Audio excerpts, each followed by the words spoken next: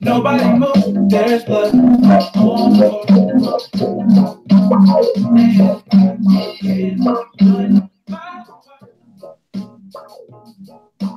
Where did it go?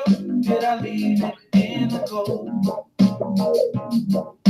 So please give it back, because it's not yours to take. It must have felt when I lost my mind. Deep in the cup, drowning in its pain. Somebody help, cause I can't find my way. Nobody move, nobody move.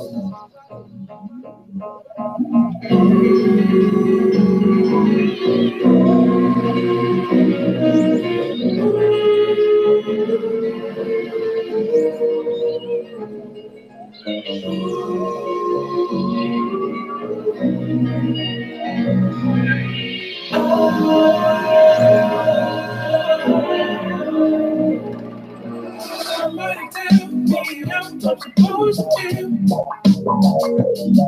When I'm sitting here, no way this ain't real. Why you wonder when I give my heart to you? Just to watch you throw it in the trash. I've been driving so long, I don't think I can hold on. Where were you when I needed you the most? Now I'm sitting here with the black hole in my chest.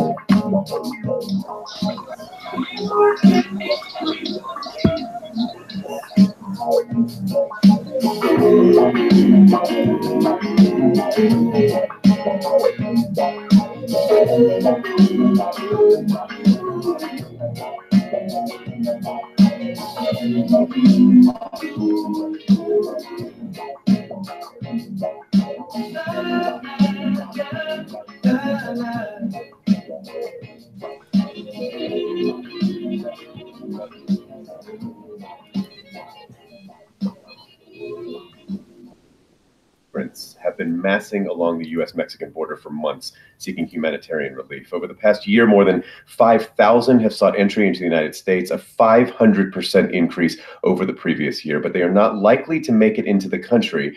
U.S. immigration is locking them up and deporting them back to Haiti. But still, as NPR's John Burnett reports, the Haitians keep coming. After the catastrophic 2010 earthquake in Haiti, thousands of its citizens migrated to Brazil looking for work. As Brazil slipped into recession in recent years, many of them have hit the road again. They're making the 6,000-mile journey to the U.S. border by every means of conveyance. Taxi, bus, they pay for buses, avion, they pay for planes, bicyclette, for bicycles, bateau, for boats, cheval, horses. On a marché. They work for 5 days. That's a 34-year-old accountant from Port-au-Prince named Pierre Smith, speaking through a translator. He's staying at an immigrant shelter on a hilltop in Nogales, Mexico, while he waits to cross into Nogales, Arizona. These Haitians want the same generous benefits that were extended to their countrymen after the earthquake, when they got protection from deportation and temporary work permits. But the U.S. welcome mat is gone, and the new wave of Haitians is in for a harsh reception. The Homeland Security Department announced new rules in September. All Haitians who show up at the border without papers and who don't ask for asylum are detained. Is he prepared to be locked up in an immigration jail for months once he crosses? Pierre Smith says yes. There are nearly 4,500 Haitians currently in ICE custody, and he's about to join them. So when they get there, they don't mind staying in the detention. It's like they're looking for a better life. As a result of the Haitian influx and a continuing surge of Central Americans on the Texas-Mexico border, the government has run out of detention space. This is why the Haitians are bottlenecked all along the western U.S.-Mexico border. In Nogales, immigration agents only grant 3 appointments a day. Why? There's nowhere to put them. Father Sean Carroll, a Jesuit and director of the Keno Border Initiative in Nogales, Arizona, has an answer. Instead of looking for more detention space, why not give them humanitarian parole so that they can work in the U.S. and have a more dignified way of life? The reason is compassion fatigue. The United States let 60,000 Haitians in after the earthquake. Now, officials have heard as many as 40,000 more have left Brazil for the United States. The U.S. has to find jail beds for them before they can be deported. In recent months, the total number of immigrants in detention has jumped from 31,000 to 41,000. Joanne Lynn is with the American Civil Liberties Union. So this is an exponential, unprecedented increase in immigration detention rate. Earlier this month, Homeland Security announced it's signing contracts for more detention space in the same private for-profit jails that have generated enormous controversy. The United Nations Working Group on Arbitrary Detention released a report last month which cited testimony about degrading living conditions, bad food, poor medical care, and understaffing at the private jails where immigrants are housed. It calls for a halt to punitive detention for immigrants who are not criminals. ICE maintains the for-profit lockups are a, quote, safe and humane environment for all those in its custody. Back at the shelter in Nogales, Mexico, Pierre Smith eats chicken and rice, charges his cell phone, and waits for his appointment with a blue-shirted immigration agent.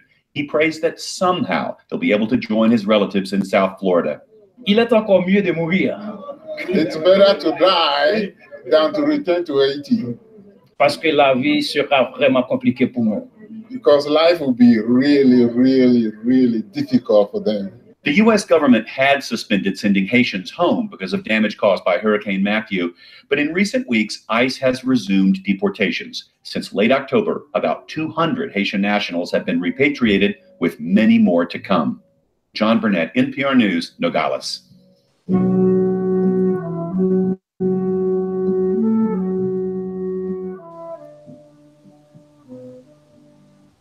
Ladies and gentlemen, welcome to the broadcast. This is Information Man, and my man Lions Den is with us. Let me do one most important thing that I did not do, and I must kick myself. I did not hit my magic button for the radio program to start up, so I'm going to have to hit my magic button, and here we go. All right. We're going to be radio live. This is Information Man on speaker.com. Welcome to the program. I'm with my man Lions Den. Lions Den, how are you doing, brother, this evening? I'm doing good, brother. How are you doing this evening?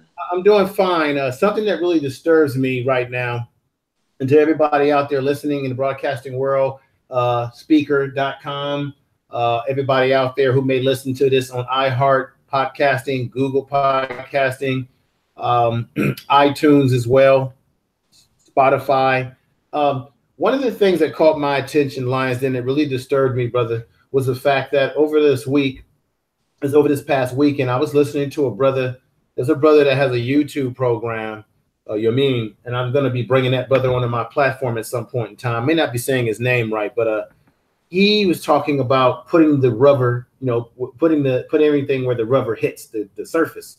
And he's saying while he was getting into statements about why Black people can't support the immigration situation as it relates to people coming over from Central America, people coming over from Mexico, because when you look around America today and you see everything that is happening to us in this country as Black people, it's very clear to me, Lions Den, that we have no friends. It's very clear to me that nobody cares about us. It's very clear to me that you have a young man in Pittsburgh, Pennsylvania, if I'm not mistaken, who was shot by police in the back, 17 years old. And I have not seen one of these groups wholesale come out on behalf of Black people and say, we're tired of what's happening to Black people in America with the shooting, the killing, and what have you. Okay. Not even the Black politicians, in my opinion, have not been as voiceful as they should as it relates to what's happening to us in this country. I've been watching, you look on the news programs and you'll see Joy Reid, you'll see the Al Sharpton, who often tries to tout this rainbow Jesse Jackson coalition, which I damn sure at this point in time, at 48 years old, I don't believe in. At one time, I used to buy into the brown and black coalition, but I'm finding out more and more that it doesn't really exist, Lions Den. Black folks are being killed in Los Angeles, California, left and right, okay? Left and right. And I'm just not, I'm not feeling it, you know? I am Barack Obama. You're listening to Lions Den, and information men speak truth and power. I'm just not feeling, I'm not feeling it, brother. They're killing black folks in Los Angeles, firebombing them. I believe I did a YouTube video about that. I'm not having it, brother. And now we have all these folks from Central America at the border trying to get in. There's no guarantee that they're going to get in. You've got people like Elijah McCummings, who's buck dancing and doing everything for the cornbread. So I asked the question. Here he is here. And it is a simple question. Are we really going to sit here, 70 members of the Congress of the United States of America in 2018 and have a hearing that just repeats the hearings the Senate had yesterday on Hillary Clinton's emails? We sent letter after letter, asking these committees to investigate the Trump administration's policy, which is now resulting in child internment camps. That's what I said, child internment camps. But we have gotten no response. Look, even if you believe people entered our country illegally, even if you believe they have no valid asylum claims in their own country, even if you believe immigration should be halted entirely, we all should be able to agree that in the United States of America, we will not intentionally separate children from their parents. We will not do that. We are better than that. We are so much better. We should be able to agree that we will not. Let this be a lesson that black folks need to be codified. We've got to stop cooking, not dancing, we're ready for cornbread. Keep kids in child internment camps indefinitely and hidden away from public view. What country is that? We will make America great again. So as you can see, Lions Den, Elijah McCumming is very passionate about what's happening to brown people across the border. Mexicans, or mainly it's folks from Central America who, from what I've looked at in statistics, a majority of the people that come into the country from across the border of Mexico, a lot of them are coming in through Central America, not necessarily just Mexico. But one of the things that I noticed in this whole situation that has been missing is the Haitian immigrants. That's right. Doing my research, I'm learning and finding out more that ever since they had the earthquake. Now, let me go back to one of the articles that I had on here. This article right here. Santo Domingo. Remember, Santo Domingo is a big, very important place in Haiti. Remember, there was an earthquake. What was this, back in 2010, Lions Den? Yes. Okay, back in 2010, there was an earthquake. The earthquake, let me bring my mic closer to me. The earthquake, let me see. The earthquake, the worst in the region, more than 200 years. So they haven't had an earthquake like this more than 200 years. It left the country in shambles. As nightfall in Port-au-Prince, Haiti, capital fire burned near the shoreline downtown, but otherwise the city fell into darkness. The electricity was out, telephones were not working, and relief workers struggled to make their way through the streets blocked by rubble. Okay. So remember, The Haitians, no fault of their own, they had an earthquake. They were in dire strait. And you had many Haitians that they realized that there was not going to be a good quality of life for them in Haiti as they knew it. So they decided to take their journey through from Haiti into Brazil. And from Brazil, they traveled into from Brazil, they traveled further into South America, making their way up through Mexico into the central part of Central America as well, making their way in to get to the United States. Now, one would say, well, they're no better than the Mexicans, the Mexican people, and they're no better than people who come from South America, or come from Central America, who took a chance. And I said that in my video that I played there with Elijah McCumming, who was shucking and jiving there with a lot of begging. I said that, hey, when you do that, there's no guarantees in life that you're going to get in this country. There's just no guarantees, okay? But the Haitian situation is different in this sense, Lions Den. When this whole situation took place with the earthquake, they were told that they would be given visas to come into the United States, some of them to make a new way of life. What do you think the United States did, Lions Den? Well, the United States first promised them they would grant them to come to the United States, but they turned their backs on them. Well, yeah, exactly. So the Haitians start to travel towards the United States. Some of them were told they would have asylum.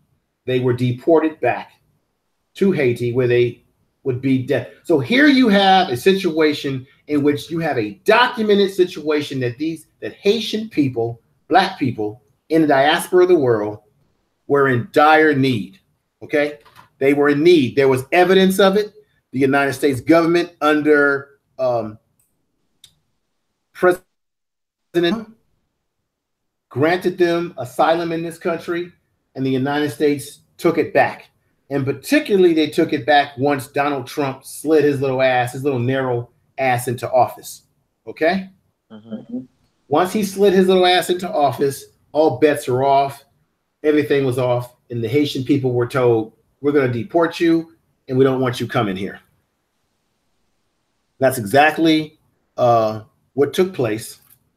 And so what you have now are Haitians by the thousands who have come into Mexico, and a lot of them are settling in Tijuana, Mexico. Some of them are making their life there as best they can. As you can see on this photo, they're not living in luxury whatsoever, okay? But they're trying to live. A lot of them continue to travel, even though they've been told they're going to be deported, as you heard on the audio that I just played to start the show. So what I'm trying to say is the Haitians were given asylum by the United States, and it was taken back. So they had a reason to come here. The folks in Central America and Mexico, no one gave them asylum to come here. Matter of fact, we don't even know for sure that most of the folks coming from Central America are fleeing from being persecuted. All we have is their word account. What we do have with the Haitians, we do have the evidence that they were devastated in their country, and that the United States had said that they would take some of them in. Okay, now I'm not unrealistic. We know that we can't take all of these folks in. Okay, we can't take them all in. And what I'm going to do tomorrow for my tomorrow's program is I'm going to tell you how integration affects Black Americans, Black people. Now, let me give you a little taste of the article that I'll be working with in my illustrations. And folks, what I'll be doing, because there's many facets to my abilities and my skills. I'm going to be doing the videos that I do. We're going to be doing hardcore stuff, but I'm going to get into some teaching as well. Okay, I've got those skills as well. Okay, so we've got this article here. I want to take a look. Center for Integration Studies. illegal immigrants and the impact of wages and employment on Black workers. Or as I said in my title that I'm going to have tomorrow, Black people. That's all you're going to get of that. It's a nice sneak preview, sneaky poop, and that's it. Lions Den, before we get into what you have to present to the family tonight, from what you've done a little bit of research yourself tonight. I want you to give a little love to everybody in the chat room. Okay. Before we dig deep into this situation, give them some love. I see Nicole Ali in there. Love you. King Wage, love you. Robin, Girl Wonder, love you. My man Quest from AKA COG's in there. Thank you. Bon is in there. Brother, who else do you see in there? I see King Wage. I see Sister B. I see Hood Mistress Reloaded. I see, I say the same thing. I see Brother the Nubian. We see Artie B. Fresh. We see Clovis Ahmed. We see King Hebrew. We see Mimi Doll. We see Exposing Fake Pro-Blacks. We see COG. And we see M. Mitch and Randy SoCal. And basically, so that's it so far. Fantastic. Lions, then I want you to right now, let me double check something and make sure that everybody out there know who we are. It's very important.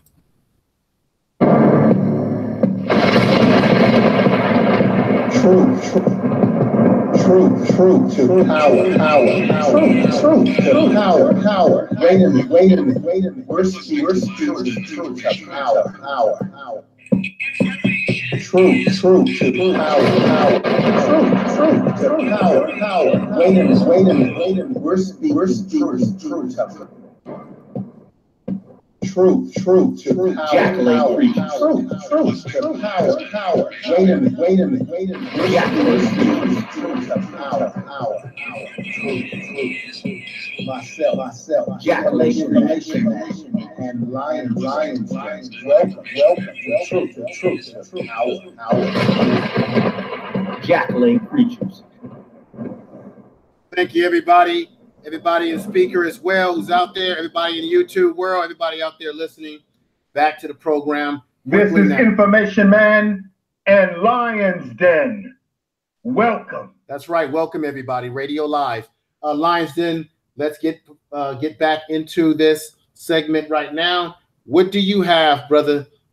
What sort of information have you sort of dug up there that you would like to present right now?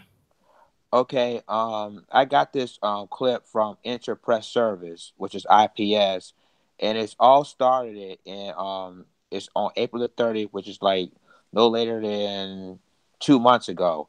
And then it was interesting about this article is that it says in an airport of Mexican City on the border with the United States, custom agents warned that they will carry out a random inspection. But it's not so random. The only people who are stopped and checked have dark skin and kinky hair and virtually do not speak a word of Spanish. The same thing is true at other border checkpoints in Mexicali, capital of state of Baja California, where people who look like Haitians are asked for their documents and have their luggage checked. The practice has become so common that no one protests as IPS was able to ascertain on the spot. Black people are commonly seen in this region in northwest Mexico, traditionally characterized by the coexistence of large group of migrants. Mexicali is the best example. In 1920, it has more inhabitants of Chinese origin who came to work in the construction of the railway than Mexican, and even now the typical food of the city is Chinese. Check this out, info. More than 4,000 Haitians, according to most recent data, have settled in Baja California, especially in the cities of Tijuana, the economic hub of the state. Mexicali is political capital, and Ensenada is the tourist center. They began to arrive at the border here in 2016. Socially organizations that provide assistance to migrants estimated that about 20,000 Haitians had come to the area with aim of crossing the border into the United States to benefit from temporary protected status, which is TPS, before it was revoked. The U.S. grant Haitians TPS after 2010 earthquake, just like you said, Info, but the administration of Donald Trump has announced it will end the destinations, and it's 59,000 Haitians will be expected to leave the country by July of 2019 or face deportation. And TPS provide temporary work permits to illegal immigrants who are deemed unable to return to their countries due to the natural disaster war. In the wake of devastation caused by Hurricane Matthew in 2016, many more Haitians began to migrate to the United States using Mexico as a country of transit. They were joined by others who had left the country after the 2010 earthquake, heading to Brazil and other South American nations, which they left when the impact of economic and other crises in those countries made it more difficult for them to find work. They did not foresee the tightening of U.S. immigration policies towards the end of Barack Obama's administration, which is 2009 to 2017, and with the Trump arrival to the White House. Thousands are now stranded in Mexico, unable to cross the border into the United States. The Haitians initially stayed in the shelters run by civil society and religious organizations in the border cities to assist deportees and Mexican and Central American migrants. Then, after strong political pressure, they got the Mexican government to grant them a humanitarian visa that allowed them to move around the country without being detained. The visa is valid for only 1 year and is renewable. Later, they began to join the labor market, and now they can be seen working in construction, in the maquila assembly for export factories as cooks, shop assistants, or cleaning staff in hotels, among other trades. About a year ago, they began to settle. Some got a room to rent and even got married. Many are working in construction, and there are even several there in the extension of the port of entry.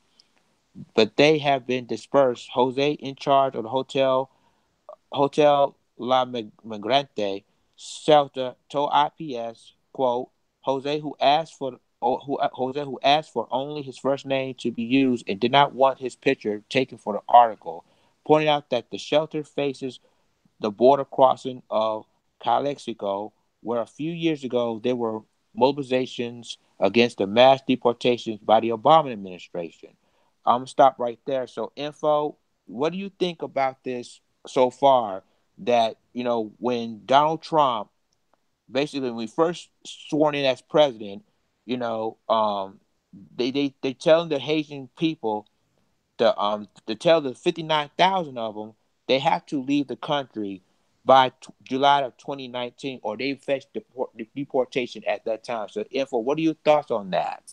My thoughts, brother, is that it's already happening.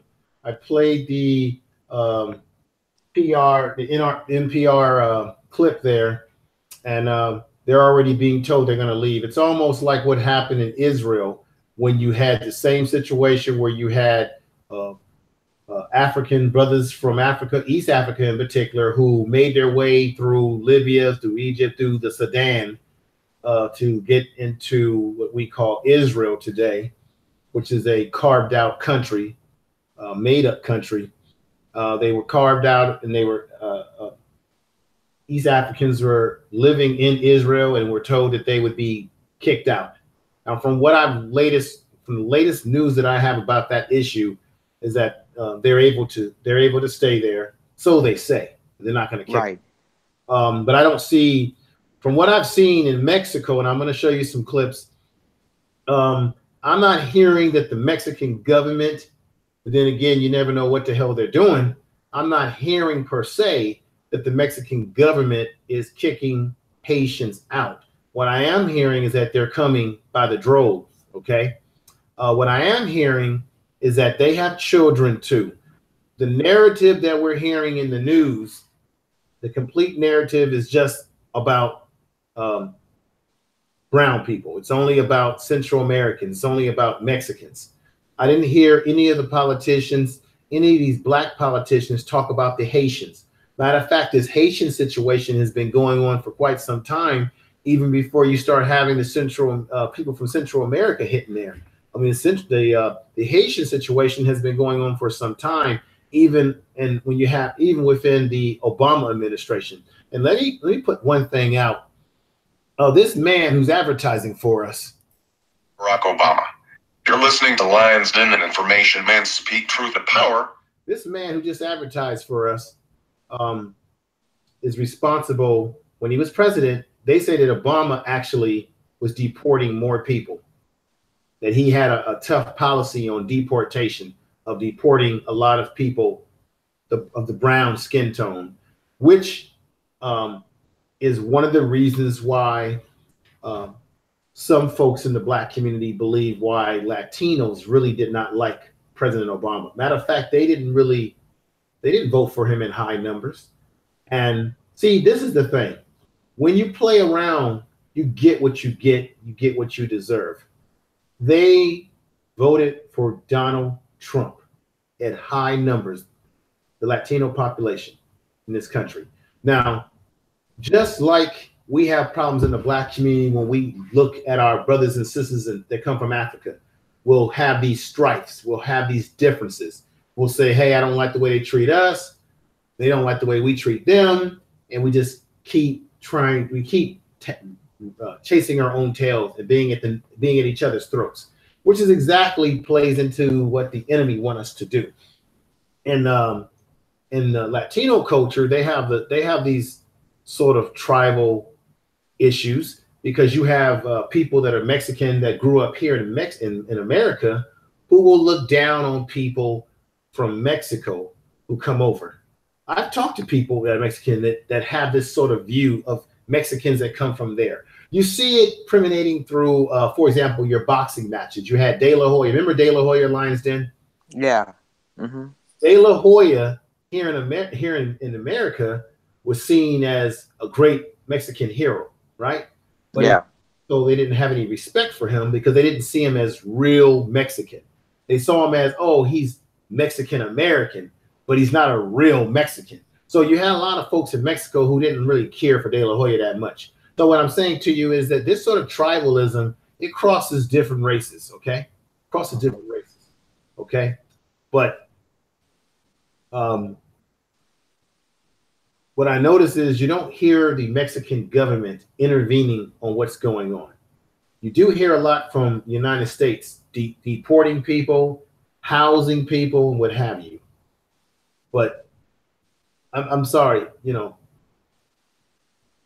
this country has sets of rules, right? Yeah. So you have people who've come here legally. They've done what they're supposed to do. The question is, are we supposed to let everybody in? And the other tough question is that the Haitian brothers and sisters, how many of them do we let in? How does that impact black people? Now, I didn't want to do this because I wanted to save this for tomorrow. Maybe I'm just going to save it I was going to talk about the impact of immigration on black people. I'll save that for tomorrow's program. But we have to look at that as black people, because his statistically, and I looked at the numbers, statistically, immigration does not benefit African American people.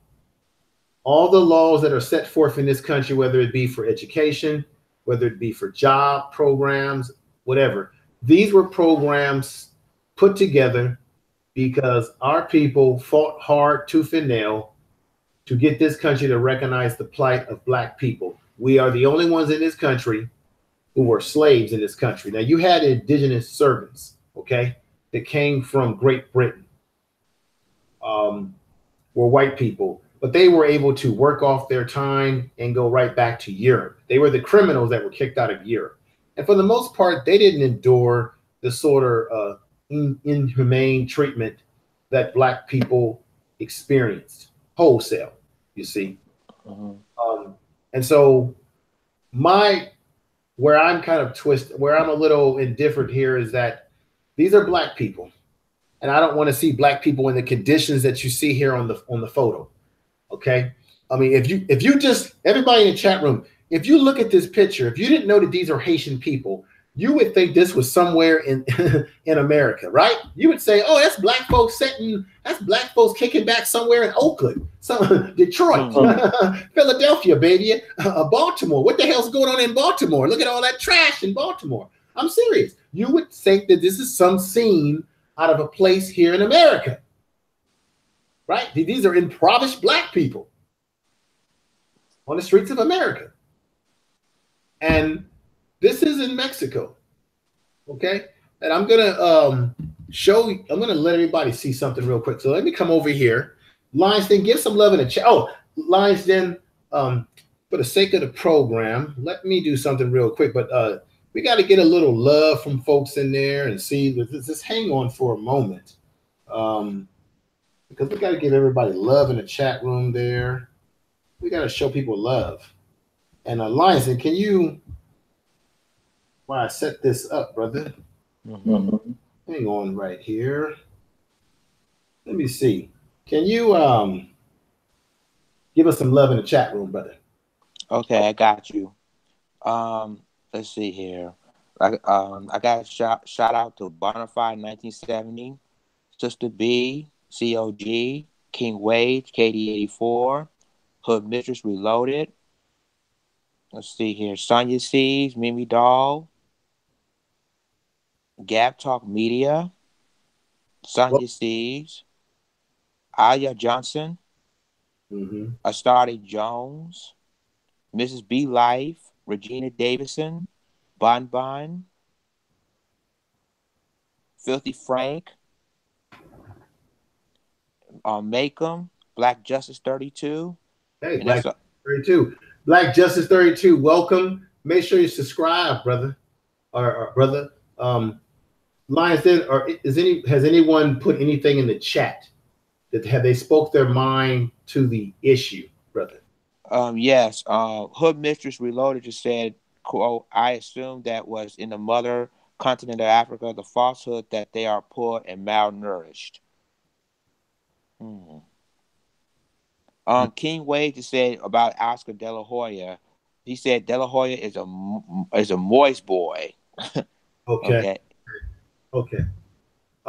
Anything else related to the issues, brother? Well, that's one. He said that Elijah Johnson says we need to come together now, all of us, and help each other. Okay. And so far that's it. Okay, before I play this video, folks, one of the things I want to put in your mind for food of thought, the mysteriousness of the situation is why haven't the CBC Black Caucus, why haven't our black politicians said anything to us about this? Now, let me do something really quick here. And hopefully I can find this very quickly. And if anybody else is saying anything in their Lions Den, please read. Let's see. Makem says that Europeans are not and never have been indigenous. I assume that was a slip of the tongue. And your real nut says the indentured servants were the overseas and slave catchers. They were ship guards and carried out the mentalities and rapes on slaves. They were able to work for pay for stolen land and to have slaves.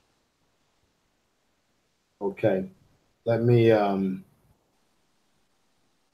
find this here.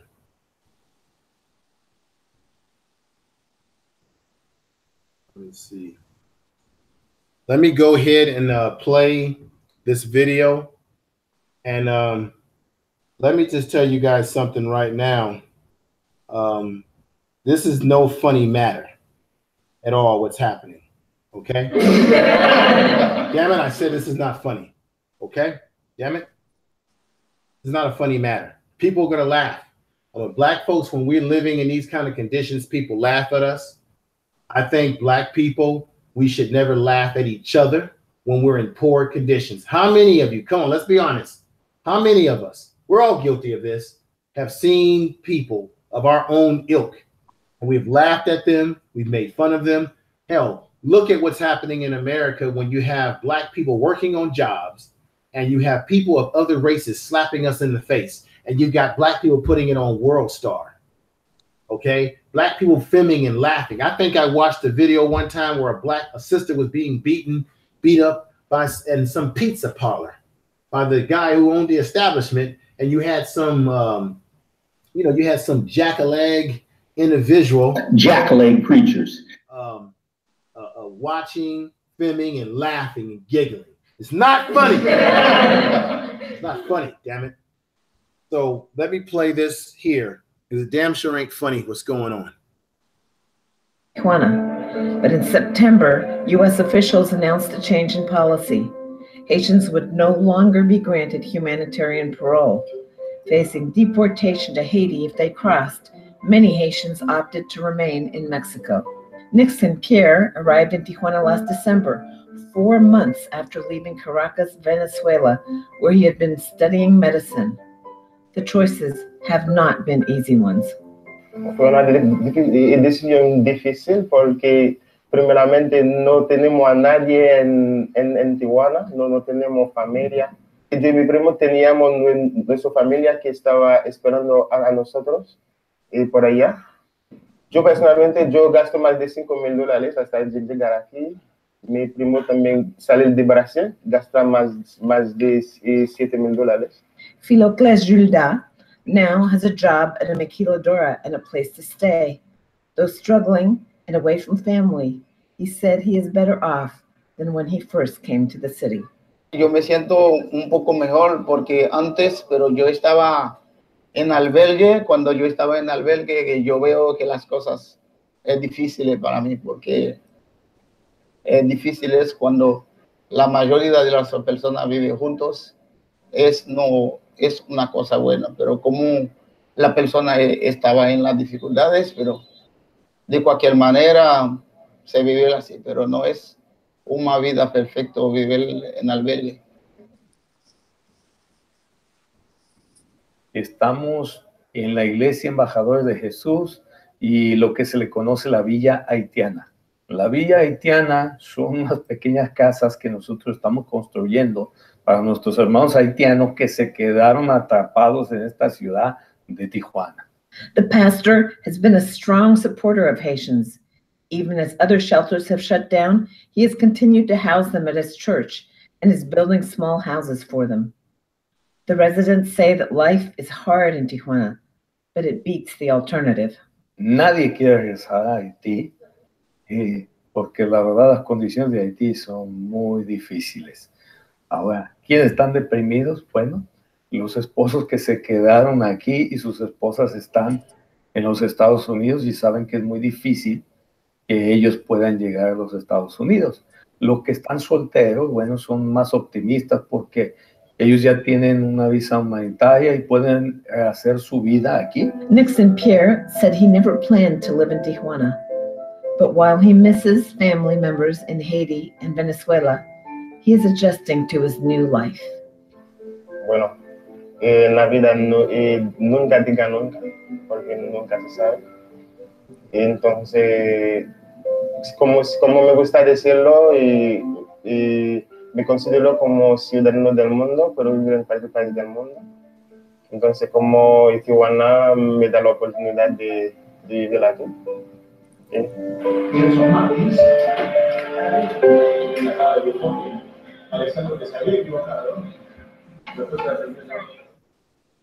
As I was saying, this is no laughing matter.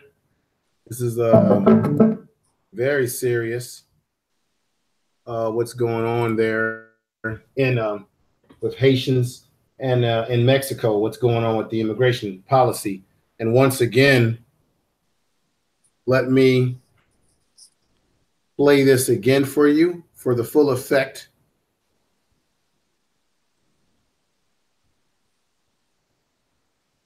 As this man begs and screams for the cornbread. Let me see this.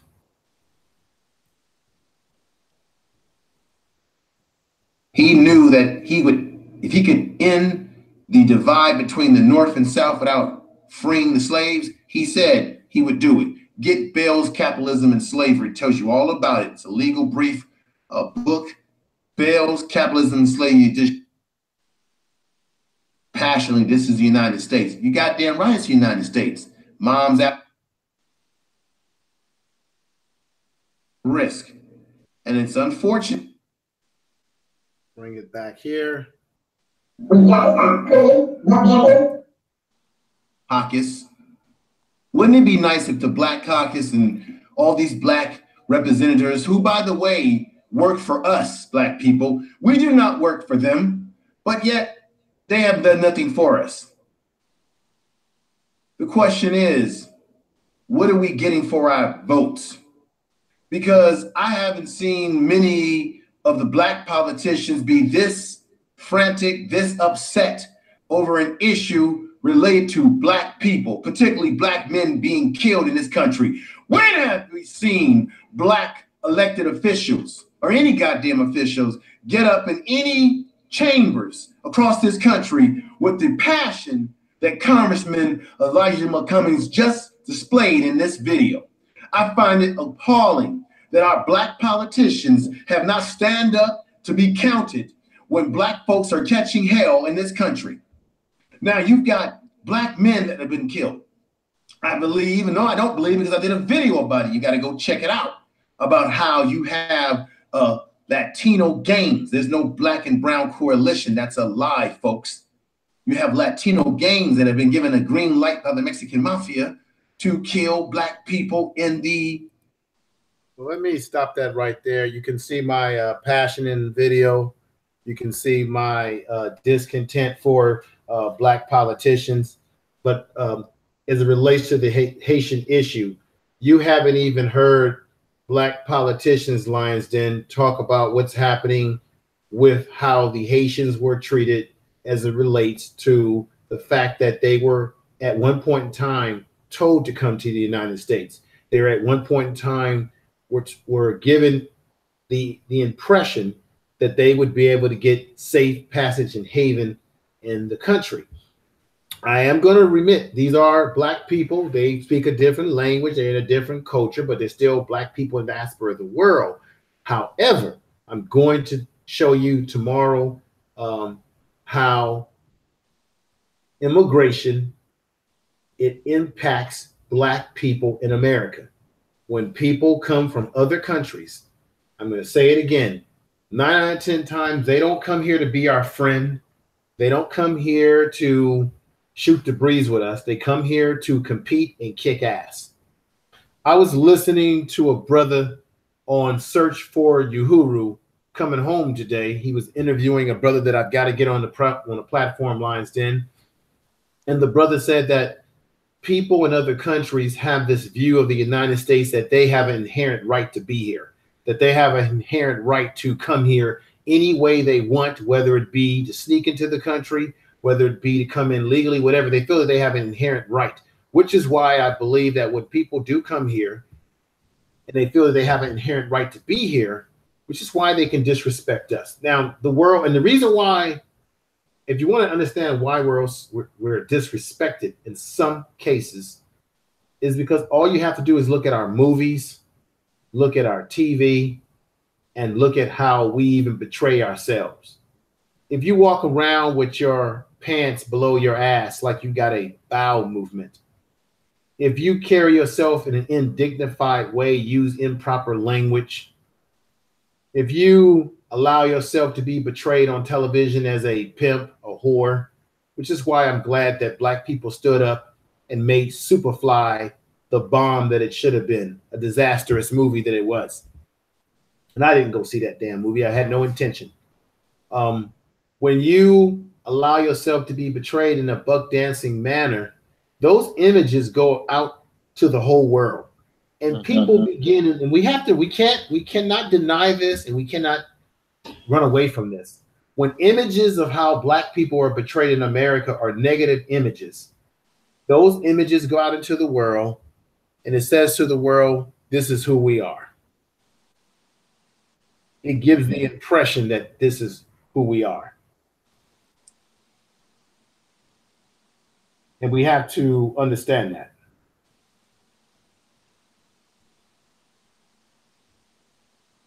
So what is your points? What are your thoughts, Lions Den? Well, I listened to Tariq Nasheed in his podcast, and he's basically made some similar points as you have, Info. He really said this, and basically what he said was the truth that, where the Congressional Black Caucus, when a brother like Antoine got shot, where were the Congressional Black Caucus then? In fact, where were the Latino caucus that's supposed to speak up for us? They never. I mean, we always save their butts, but every time we're in a bind, they never come and defend us. And he made a point too, Info, that when the LA riots happened in 1992, when Rodney King, the famous beating of Rodney King, you notice that every time when Black people rioting or speaking up against justice, how they fight, here come the Hispanics. And he's like, they come together, that we're together, we are together. But realistically, Info, they're not together. You know what I mean? And it's like they basically want to come out. If we speak, we have a voice, but yet we don't hear nothing from the Congressional Black Caucus on this issue. Like you're referring to with the Haitians, you have never heard of what happened with the Congressional Black Caucus. We only hear from the Congressional Hispanic Caucus, and yet we have to come to them. I mean, Info, this is just go to show that, and I agree with what you're saying, that they don't really care about us. They never cared about us. Yeah, I'm not concerned about the Congressional Latino Caucus. I can give a damn less about them. I'm not Latino. I'm not concerned about them. I'm more concerned. Look, I've already made up my mind, Lions Den, that we're not liked by other people. So I'm good with that. I've come to that understanding that they're not gonna. That's why I say we as Black people don't have the political capital or the time to spend a lot of our time and energy caking for other people who don't care for us. Our black misleadership of this country, our Black leadership that has failed us, they seem to feel very comfortable with getting on television, on these talk shows, and speaking up in behalf of Latinos, Mexicans, different immigrant groups in this country. They get on TV and they stand up for them. But when do you ever see, this is why I don't care anymore, when do you ever see Latino politicians, Chinese politicians, Arab politicians, whatever politicians are out there, when do you see them? When do you ever see them stand up for us and speak out? They don't. And that's why I don't understand. That's why it's hard for me to swallow and see Black politicians sort of, capitulate themselves to these issues, which have nothing to do with Black people. You see? I agree. I totally agree. And it's the space. Go ahead. I have a serious problem with that. Very serious.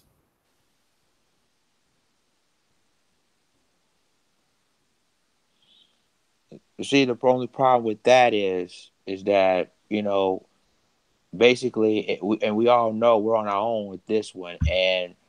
And now it's like our leaders themselves, the Congressional Black Caucus themselves, don't care about what's happening with us. And I agree with you, Info, that we're really on our own this one.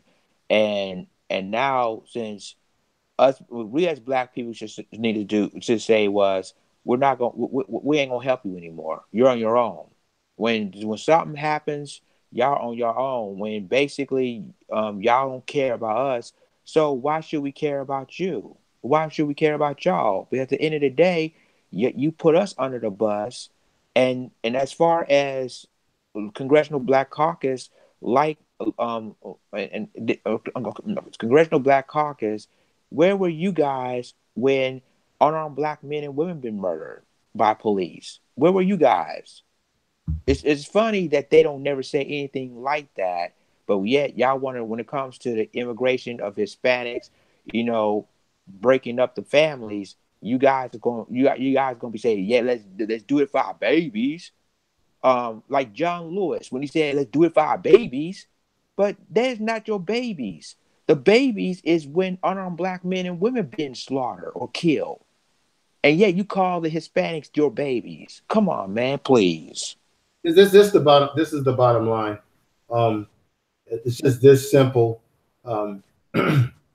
Black people, we vote in this country, we pay our taxes, and as a result, you're supposed to get proper representation, right? When you vote, okay?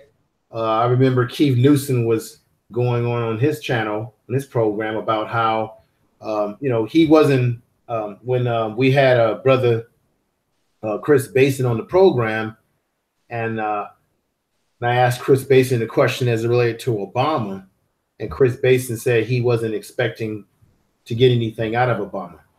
And Keith Newsom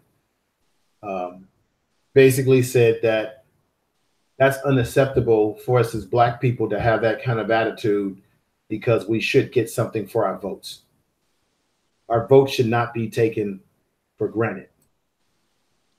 You know what I'm saying, Lions Den? Yeah, I totally agree with that. I agree with that. So therefore, if we're voting for these people, then they should be addressing what? Our issues. Right? Yep. So if they're addressing our issues, then we wouldn't have anything to complain about. But they're not addressing our issues. So everybody in the chat room, just want to say what's up to everybody. We got King Wage out there. Who else is in the chat room, Lions Den, that you can make out in there? Yeah. Like I said, we got Gap Talk Media, Sonya C's, KD84, K-Man's in the building, Clovis Ahmed's in the building, Brother Denubian's in the building. We also got Mrs. B Life is in the building. We got the Spook who sat by the door. Powell's in the building. Okay.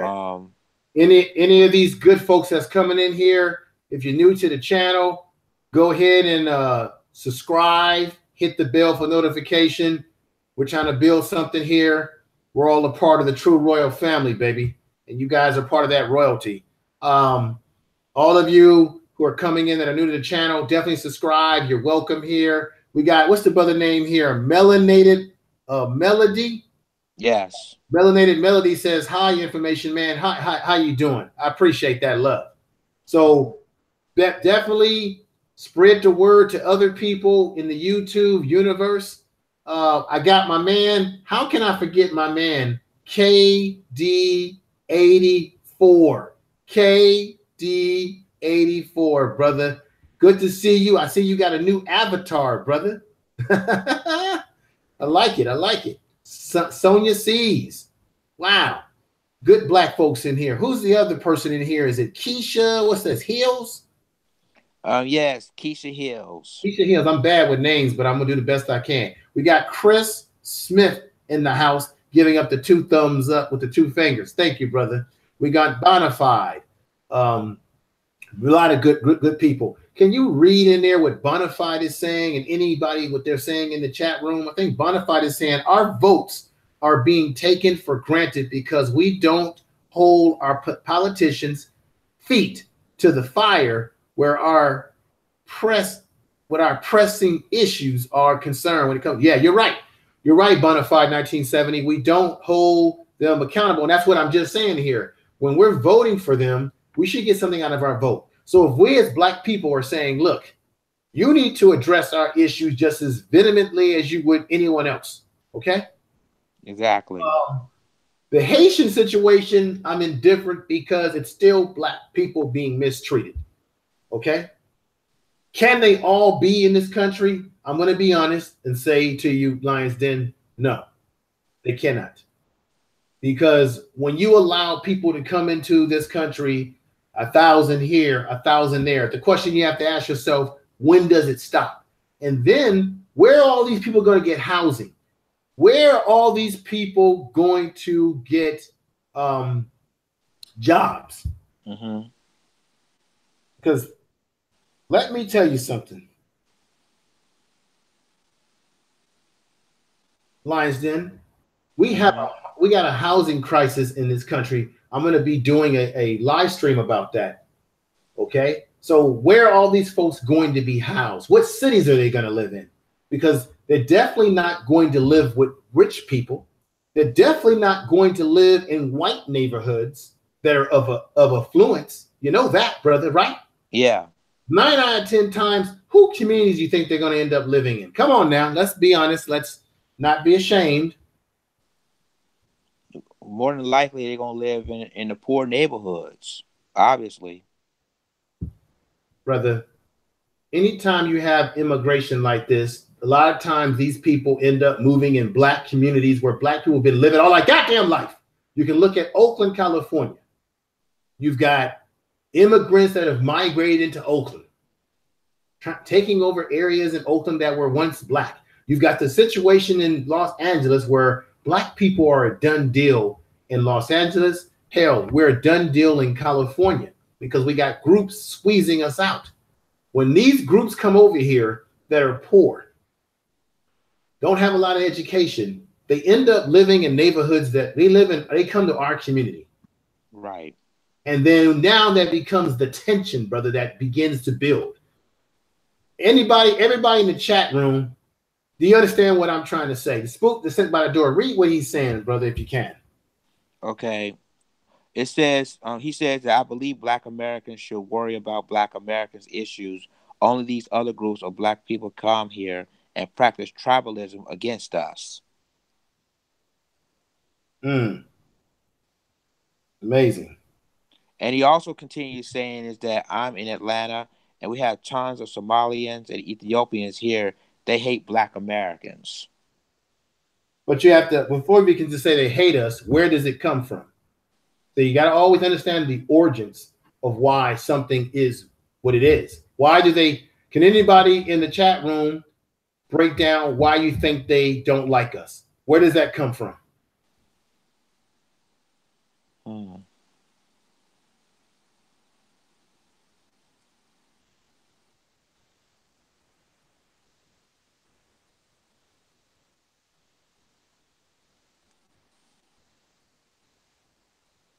No one has anything to say, Lions Den? Well, not yet. This is it. Okay. Clovis Ahmed says that we have to create our own party. The Democrats ain't doing nothing for us. We have to stop talking, start doing. That's true. That's true. Let me get into a lot of folks are quiet tonight. So let me get into the next segment of a program. Let me see. We've got Miss B Light. It comes from the government putting that into their heads. Yeah. Another thing that happens with some immigrants when they come here, when you wonder, well, how is it that Asian people are able to get businesses and stuff? Some people come over here and they get land grants. Some people come over here and they get programs for housing. Stuff that we don't get, that we should get because we are descendants of slaves, right? Yep. And these are things that we should be getting, but sometimes. And so when people come here from other countries and get these benefits that we're not getting as Black people in America, there begins a tension. Then sometimes people come to this country and they're being told to stay away from American Blacks. They're being told, stay away from us. But what did I say earlier in the show? How do we portray ourselves, Black people, on television and movies? Some of people's disdain for us comes directly from how we are betrayed through mass media. The people who speak for us, the entertainers, they make buffoons of our culture. Let's read what we're going to get to these messages in here. So we got let me see. We got Statmatic. What's in here? Lions, can you read this? Okay. Oakland is full of increasing homeless Black people. Many in the attendance. God, the chat room. I need to slow this chat room down a little bit because I want to read these things and I can't read it. If you can make out anything, Lions, then go right ahead. Yeah, I got it. Oakland, she said, Sister B says Oakland is full of increasing homeless black people, many in tents, and Oakland just tore down the homeless encampments.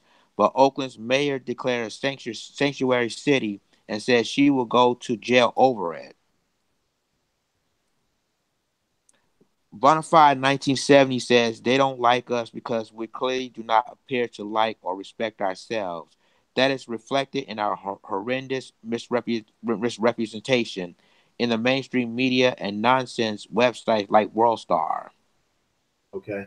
I agree that someone said here, white men what's this? It said, Clovis Ahmed said the white man's propaganda from the white man. Yeah, but let me see this. Bonafide said they don't like us because we read that already. But we have to come to grips, black folks, about our image around the world and how this is why it is very, let me see. Macomb says, I always make an effort to vote third party. My vote's not wasted if I believe in that candidate. Macomb, I'm afraid to tell you something. One of the reasons why Donald Trump got in office because the damn vote was split. You had everybody voting for Jill Stein. Where the hell is Jill Stein today? Where is she? Everybody was rocking with Jill Stein. Where is she now? You don't even hear from this woman. Where the hell did this woman even come from? Huh? Where's Jill Stein? We had people voting for Jill Stein. We had millennials talking about they were mad because Bernie Sanders filled the burn. He got shafted by the Democratic Party, which he did. And then what did they do? They did a protest vote. They didn't vote at all. And that's why we got this piece of you-know-what in office today. One of the reasons why, that we have Donald Trump in office is because people split the vote all up, diluted the vote. Now, let me be honest with you. I don't think that Hillary Clinton was worth a bag of fries. I don't think that Donald Trump is worth a bag of draws. But a lot of black folks were cooking and cooning, for Hillary Clinton. Let's be honest. There were Negroes on my personal Facebook post that were hugged up with Hillary Clinton when she came to Los Angeles, California.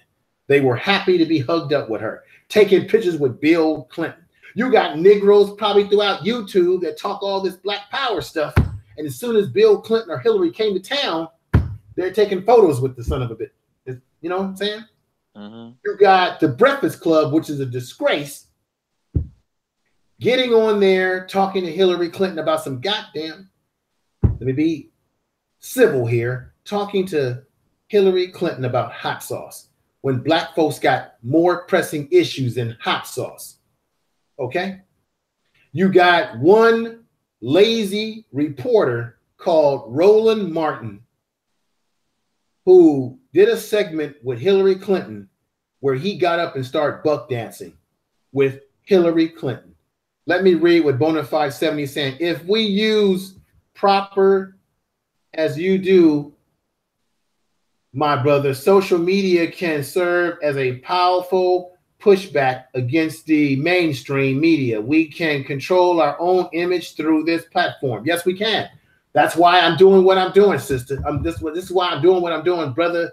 And who are everybody out? This is why I'm doing what I'm doing. Lions, let's read some more messages in the chat room because this is a program that's also audience driven. All right. The Shining 76 says Roland Martin was teaching her how to wobble, then talk to her about black issues. The Shining 76. Make sure you subscribe to the channel, hit the bell, and tell everybody about the program. So that everybody, because this program, and I guarantee it, I shouldn't be guaranteeing things, Lions Den, but damn it, I am, because I'm confident in myself. Not arrogant, but confident. This program is only going to get better because I have many facets to my skills, folks. I can do videos. I can talk junkyard dog stuff like you saw the other night ago when me and Lions Den were drinking our wine and talking our crap.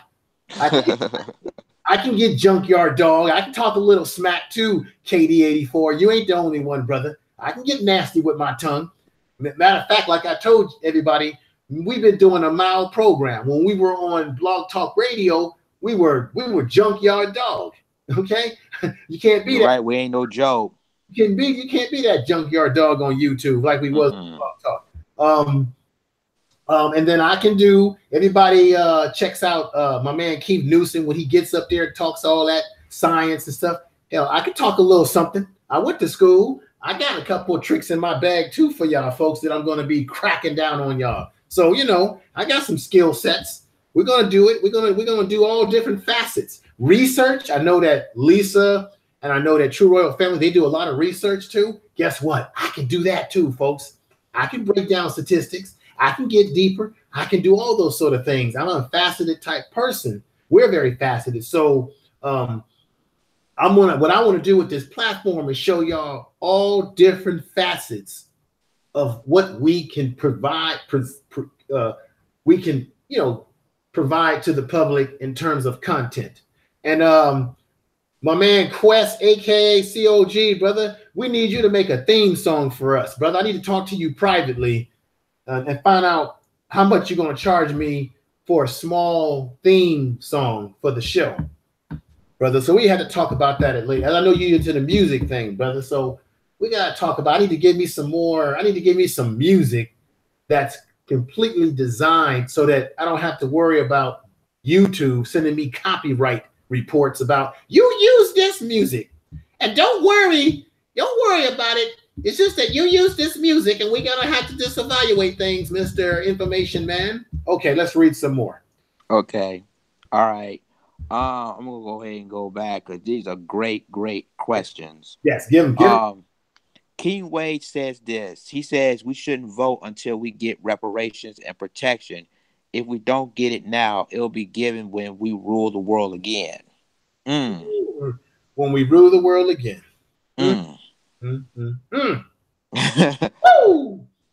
Matt Macomb says you either vote for Clinton, third party, or abstain. Also, that is a myth that third party votes sway the 2016 election. They proved that info might looking at the numbers. Okay, I hear you. We got somebody else new in the chat room. I think it's Rasta. What's that? Rasta Adai. Rasta Adai, welcome to the program. Do me a favor and subscribe to the channel. Hit the bell for notification. We're trying to build this family up. We're trying to build it up. We're trying to build this up and keep this thing moving in the right direction.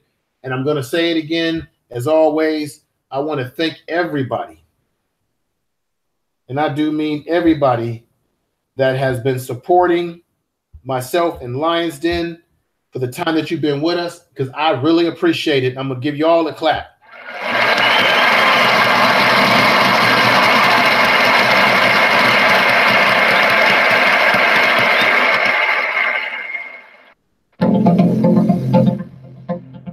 Breaking news, everyone.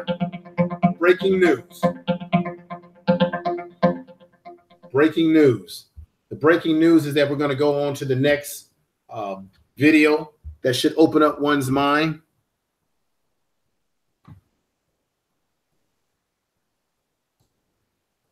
And here we go.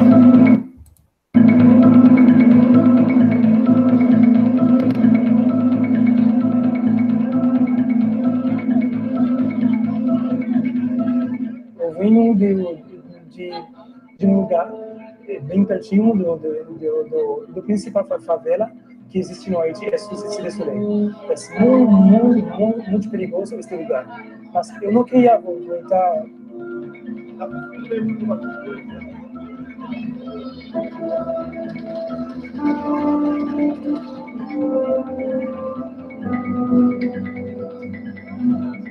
Para comer tem que pegar fila, mais ou menos 500 pessoas vai comer.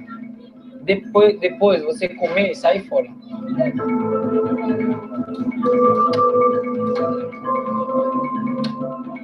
Na verdade, não foi fácil, foi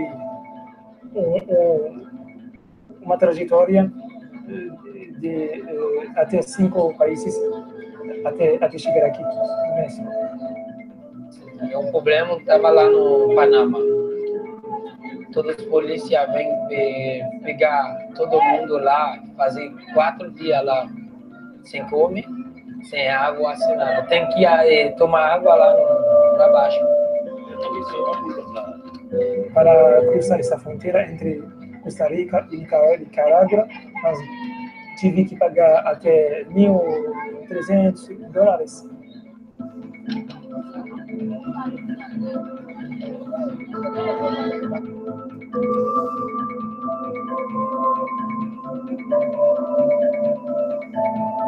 A gente tem objetivo para trabalhar, para fazer universidade, para fazer tudo concreto que pode ajudar os Estados Unidos a crescer.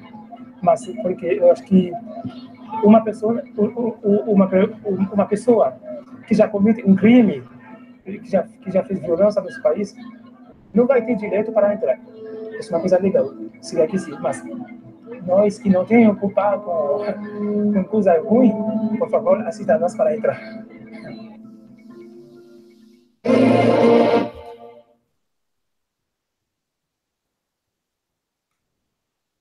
If you notice, they speak French. That's the language of their colonizers. And let me tell you something right now, folks, that should educate everyone. We should give the Haitians love, and I'm going to tell you why. If it was not for the Haitian Revolution, we would not have what we call an American country. We would not have a whole country, because if it was not for the Haitians who fought off the French, there would not be in the United States of America. There would not be, we would be speaking all different. We would be living in a country sort of like Europe, because the French would have owned and controlled the whole middle half of the whole damn country. It ain't just Louisiana. We always say Louisiana Purchase. No, Louisiana Purchase was the whole middle half of the country, all the way from the lower down south, all the way up the middle of the damn country, all the way up into Canada, which is why you have a French presence in Canada. So they would have owned everything going up the damn Mississippi. The whole middle half of the country was the Louisiana Purchase. It was the Haitians who drove Napoleon's little short running, you know what, behind. They drove him batty to the point that he was losing money. His military was spread too far around the world, and the Haitians were giving him hell with the spirit, as my man Tariq Ashid always speaks of, the spirit of Ogun. You speak about the spirit of Ogun. Ogun is a warrior, a spiritual warrior that the Haitians believe in, people. And they say whenever you feel that you're in trouble, you're in need of a spiritual warrior to protect you, they believe in the spirit of Ogun. And it was the spirit of Ogun that allowed them to help them drive these ratchet French out of what we call Haiti today. And a lot of people don't know this too, Lions Den. Do you know where the real city of Atlantis is located at? They always talk about the lost city of Atlantis. Where do you think it really exists? That's a good question. They've done studies, and they believe that the lost world of Atlantis is somewhere around where Haiti and Cuba is. You see where Cuba is today? They believe that that Atlantis was in that area, right next to what we call Cuba, where Cuba is. That whole little area, you got Dominican Republic, you got Cuba there, you got that whole little area, Haiti. They believe it was somewhere in that area, which tells me, once again, the lost city of Atlantis was real, and it was a city of black people, melanated people. In the movies, they always paint it as some place of some white person, some European. That's a lie. That's a damn lie. So the Haitians forced the French out of their country. They made the French go bankrupt, which allowed the United States to buy back the whole middle half of the country, to continue settling the country to make it what it is today. We owe the Haitians a debt of gratitude. And do you know that the Haitian government is still paying a reparation to the French for kicking their ass? Can you believe that, Lionsden? Yeah, and even Tariq Nasheed did a movie about it called 1704, when it proved that the Haitian troops is destroying the French government, the French troops coming to their country. They just really destroying them. Okay, I thought it was 1804, but whichever one works out. 1704. But isn't it laughable? Isn't it a damn shame that the Haitian government would be paying the French government, which is a more stabilized government, money just because? Yeah, it's 1804. 1804. I'm sorry, it's been corrected. It's 1804. That's right. The Information Man show. Let's get this stuff right. 1804, if I'm not mistaken. And thank you, King Wage. The Haitians, we should owe them a. This is why I'm not saying that they all are going to be able to come in here, because it will have. It's going to have an impact. But some of the Haitian brothers and sisters who were told that they were going to be allowed in, just on the fact that that alone, we should give them an opportunity. Now, if you look at Florida, look at what goes on in Florida, Lions Den. The Cubans, particularly the white Cubans, because Cubans control, the European Cubans control Florida. Make no doubt about that. Yeah. Politically speaking, certain parts. Make no doubt about it that when European Cubans come over to these shores, they're able to stay. But if you're black, if you're a Negro, you have to go back. Look at all the fuss that was over that. What's that? Look, everybody in the chat room, help us out. This is information. Who was that little boy that came from Cuba that everybody made a damn big deal over in the 90s? Was it in the 90s or the early 2000s?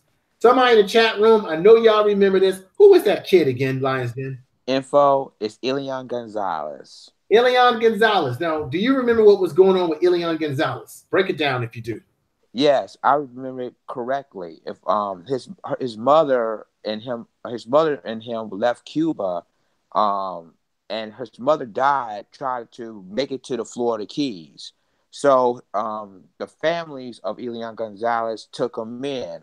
And he was in illegally. So what happened was that they found out what happened with Elian Gonzalez, and they went to one of his family members' house, and the government took Elian away from them, and they sent him right back to Cuba because he was coming to the country illegally. Mm-hmm. And that's right, Art Nuisance. Janet Reno was responsible from order immigration to take Elian Gonzalez away from his family, and then ordered, the U.S. government ordered to send Elian back to Cuba, and that's exactly what happened. That's exactly what happened. Wow. Mm-hmm. But what I'm saying, that's my point I'm making, is that that young man was over here. A big issue was made out of him. You don't see them doing that with black children. No. I think you even had black politicians speaking up in their behalf, right? Looking for those votes. Basically, the point I'm trying to make, folks, is you don't see, who's that new person coming in the chat room? We got a few new folks coming in. Art Nut. Make out these names for me, Lions. Okay, it's Art Newstall. Art Newstar says they tackled move was hilarious. That tackle move was okay. Art Star, make sure you subscribe to the channel if you're new to the channel. We should also watch Tariq Nasheed's 1804 movie, despite what issues you might have with him. Then okay. I agree with that. He does make very good documentary. I've seen some of his documentaries. He does very good stuff. I don't have anything personal with Brother Tariq. Hell, I would definitely love to get him on the program and talk to the brother. I have no problems with him.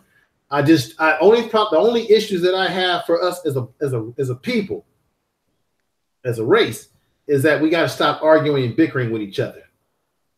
That's the bottom line. And just like my man COG said, you dig? Do y'all dig? I like that. That's some old 1970s stuff. Do you dig, folks? I'm channeling my Tariq Nasheed. Do y'all dig? But we have to understand about the white supremacy system, folks. Do you dig? I love Tariq. I like some of what Tariq does. You know, I like the movies, but keep this in mind. It's going to take more than movies to get us out of the circumstances that we're in. We can watch these movies, absorb the knowledge that the movies teach us, but we have to put what the movies teach us into practice. I don't think Tariq is making those movies to not enlighten us. I think if he's making the movies to enlighten us with information, we have to put what we're learning in these movies and put it to practice in our life. Just bottom line. If what he's doing in the movies have relevance to us as a people, okay? Very much important. Very much important. So, Lions Den, around this issue, once again, Black people, we are being impacted by the immigration issue. Our politicians, let me just play this for you again for effect. Breaking news, everyone. Breaking news. Breaking news. Our Black politicians don't give a damn about us. They've done nothing for us. When we need something, they tell us to hold on. They give us the controller treatment.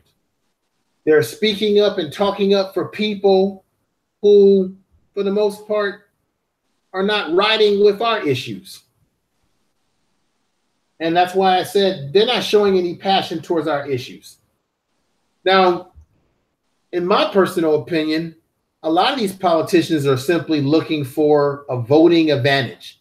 What's going on, Mimi doll? What's going on, Underrated Darkness? See what he's saying. Our agenda, they always going to put it last. So again, it's got to be up to us to make it happen, whatever it takes. Whatever it takes. Brother Underrated Darkness, you are 100% correct, brother, which is why I'm going to give you a clap, brother.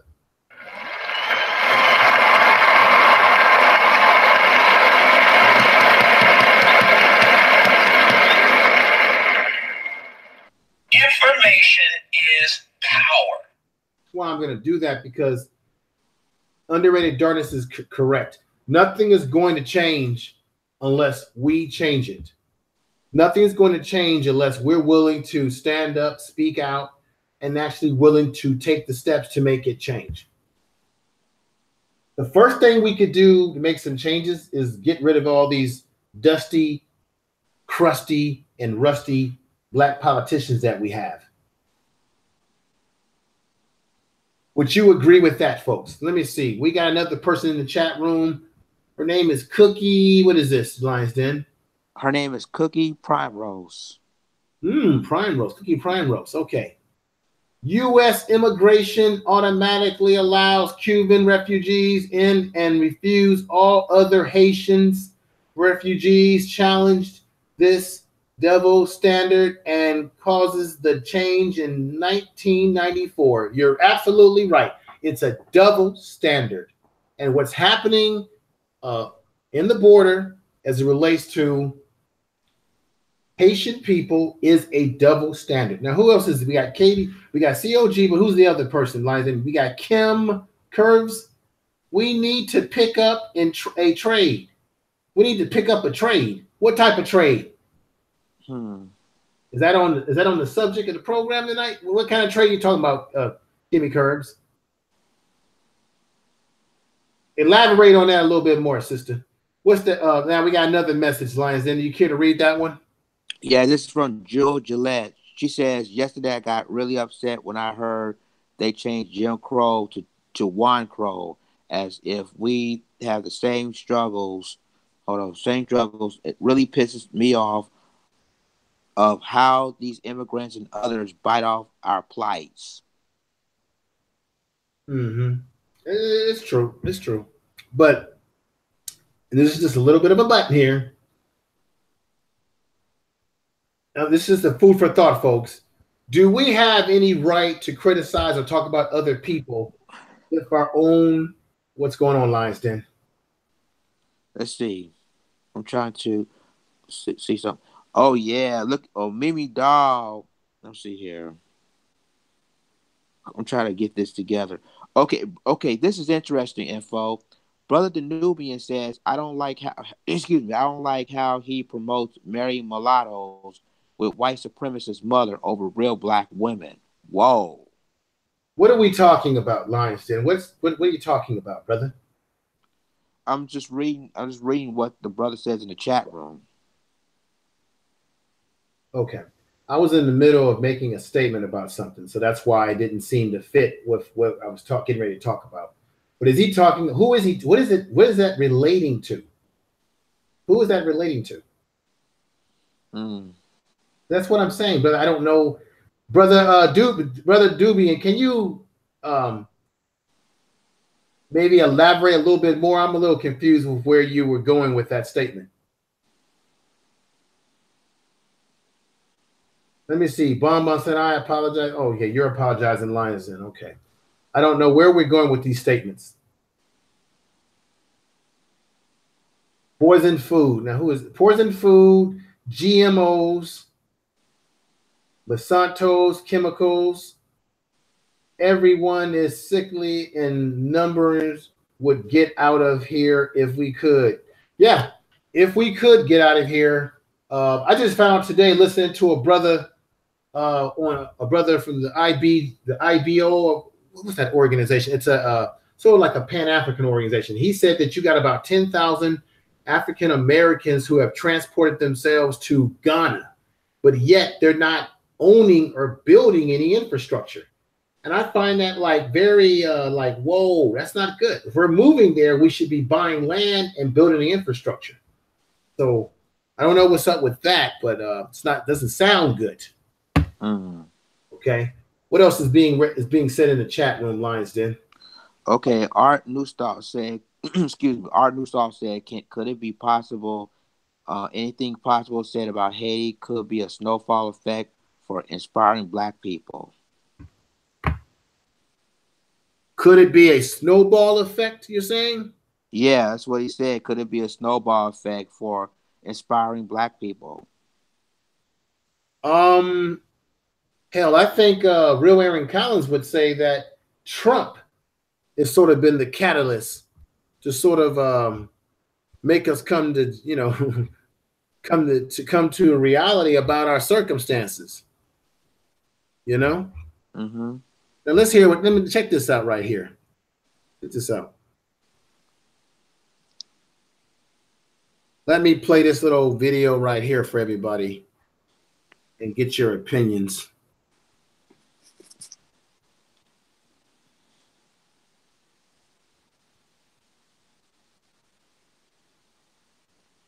Check this out.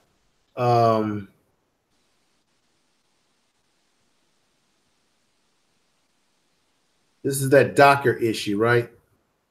I'm here today to announce that the program known as DACA that was effectuated under the Obama administration is being rescinded. The DACA program was implemented in 2012.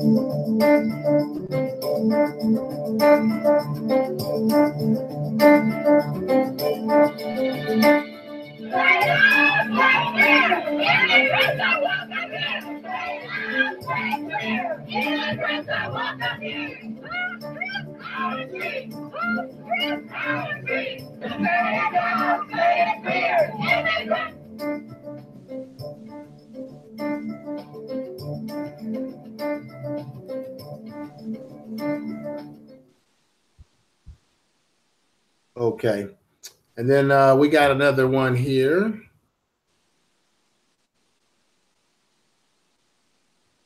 So as you can see, I'm going to say right now,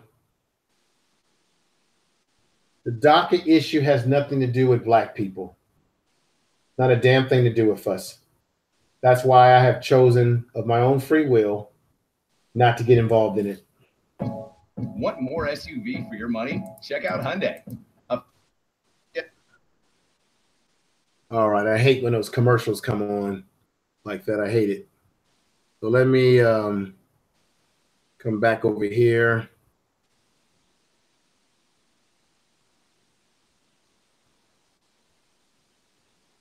There we go. But I know people, so that's why I'm indifferent about it, because like we said, we've been saying most of the night lines, then we don't see other groups really supporting us. And why do you think that is, Lions Den? I think because they really don't want to, because they want to have their own. They want to have their own, like the Chinese want to have their own. The Indians want to have their own. The Italians want to have their own. And really, that's just what they want to have their own. They don't want to, like, when we're in trouble and we try to seek help, they don't want to deal with us. It's like they just don't like us. They don't want to have nothing to deal with us because, like you said, it's propaganda in the media about us, and it's reality shows talking about us and how we act, which we really don't act like that. But this is how they portray us in the media and on these reality shows. Mm-hmm. Mm-hmm. Let me see. Let's read some more in the chat room what folks are saying. Okay. Butterfly 1970 said we need to stop with the petty divisive talk about our brothers and sisters who are doing what they can to help our Black community. None of us are without personal flaws or shortcomings. That's a powerful statement when you really look. It is. Let's see here. Sonia C says, I'm glad Trump giving them that work. Mm-hmm.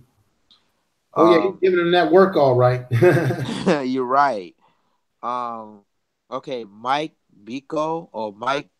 Beachgo says that I just want out of the USA. So is he why do you want out of USA, brother? Are you tired of all of this fake news? Fake news. Fake news. What else are you reading? Art Newstall says it's very difficult filing out school and college applications because of millions of immigration questions. Wow. This is what we deal with, Black people. Let me play y'all something. This is why I can agree with the brother who said he wished he could get out of here, because this is what we deal with, folks. This is what we deal with. Listen to this.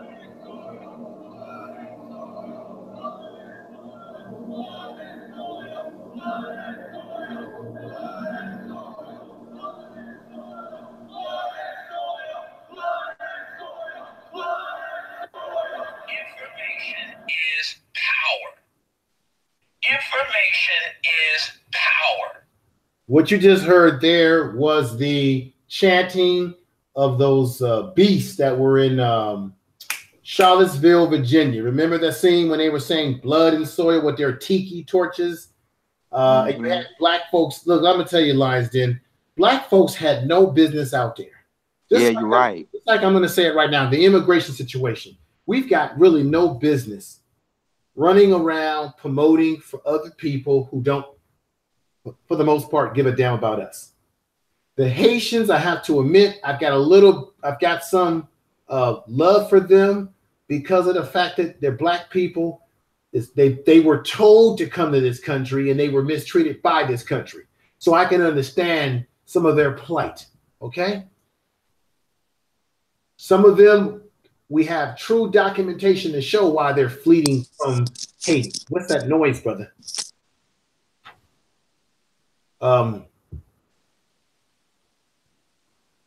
We have documentation that shows why they were leaving Haiti.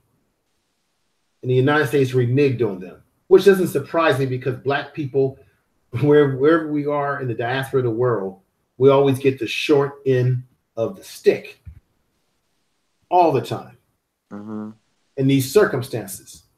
So, you know, it's just, it's despicable to me. And this is why Lions Den, any other comments to what we've talked about in here tonight in the chat room, anything like that you've been able to find in there? Yeah, Kim Kirby says a lot of people are considering going to Ghana because they're giving African America dual citizenship. The Shining Seven. Let me play something about Ghana right now that can open up. Keep reading what you were saying. Keep reading that. Okay, yeah. The Shining 76 says, oh, and those alt-right cats are planning another rally in D.C. in August, I believe. You know what, the Shining 76, you're absolutely right, because they are planning a rally here in the D.C. area for a 1-year anniversary of Unite the Right rally that happened in Charlottesville last year. So you're absolutely right about that. Let's hear a little bit about Ghana. There's Brother Walter Ray, who went to Ghana. He talks a little bit about the cost of living there. Let's hear a little bit of that for Food for One's Thought. This is just a short talk about what Africans think about Black Americans, those of us who have been to the continent, who live in Africa, who have visited Africa, and probably the same thing for the ones here. I've heard more than once, too many times really, for years. I go back and forth to Ghana, and people still say, I hear they don't like us over there. Africans don't like us. But in all honesty, I was hearing this in the 1970s when I was a young man. People thinking that Africans didn't like Black Americans. I never felt that way. Long before I ever traveled to Africa, I just didn't get that impression. I'm not around many Africans. I hadn't been around many, didn't know any personally. Went to school with some, and you know, I never got the impression that they were in favor or didn't like us. So this is an answer to that. How do they accept us in Ghana? That's the only place I've been. I've been in Ethiopia also, but I'll just stick with Ghana for right now. How do they accept Black Americans? Well, they look at us as being foreigners for real. You know, when they see me, they call me O'Bruni. Not as much as they used to, and I'm just talking about strangers, not the people that know me personally. O'Bruni means white man. You can look at me and tell I'm not a white man, but to Africans that haven't traveled, they don't know. They don't say it out of anger. They don't say it with animosity. So O'Bruni, everybody, means white. So if you are a fair-skinned person of African American ancestry, and you are of a more lighter skin tone, they have this tone called O'Bruni for, oh, you're white. So it's very interesting. I definitely don't want to be called white by no damn means, but he's going to explain further, folks. So here we go again. It's not like the N word that white folks may use here. No, they just say it because they see me, they see white man, you know, for some reason. And not only that, brothers who are darker, Black Americans, a partner of mine had been way before I went. He's quite a few shades darker than me. Never would be expected to be called a white man until he got to Africa. And he's the one that told me before I went, they called him O'Bruni, and how mad it made him.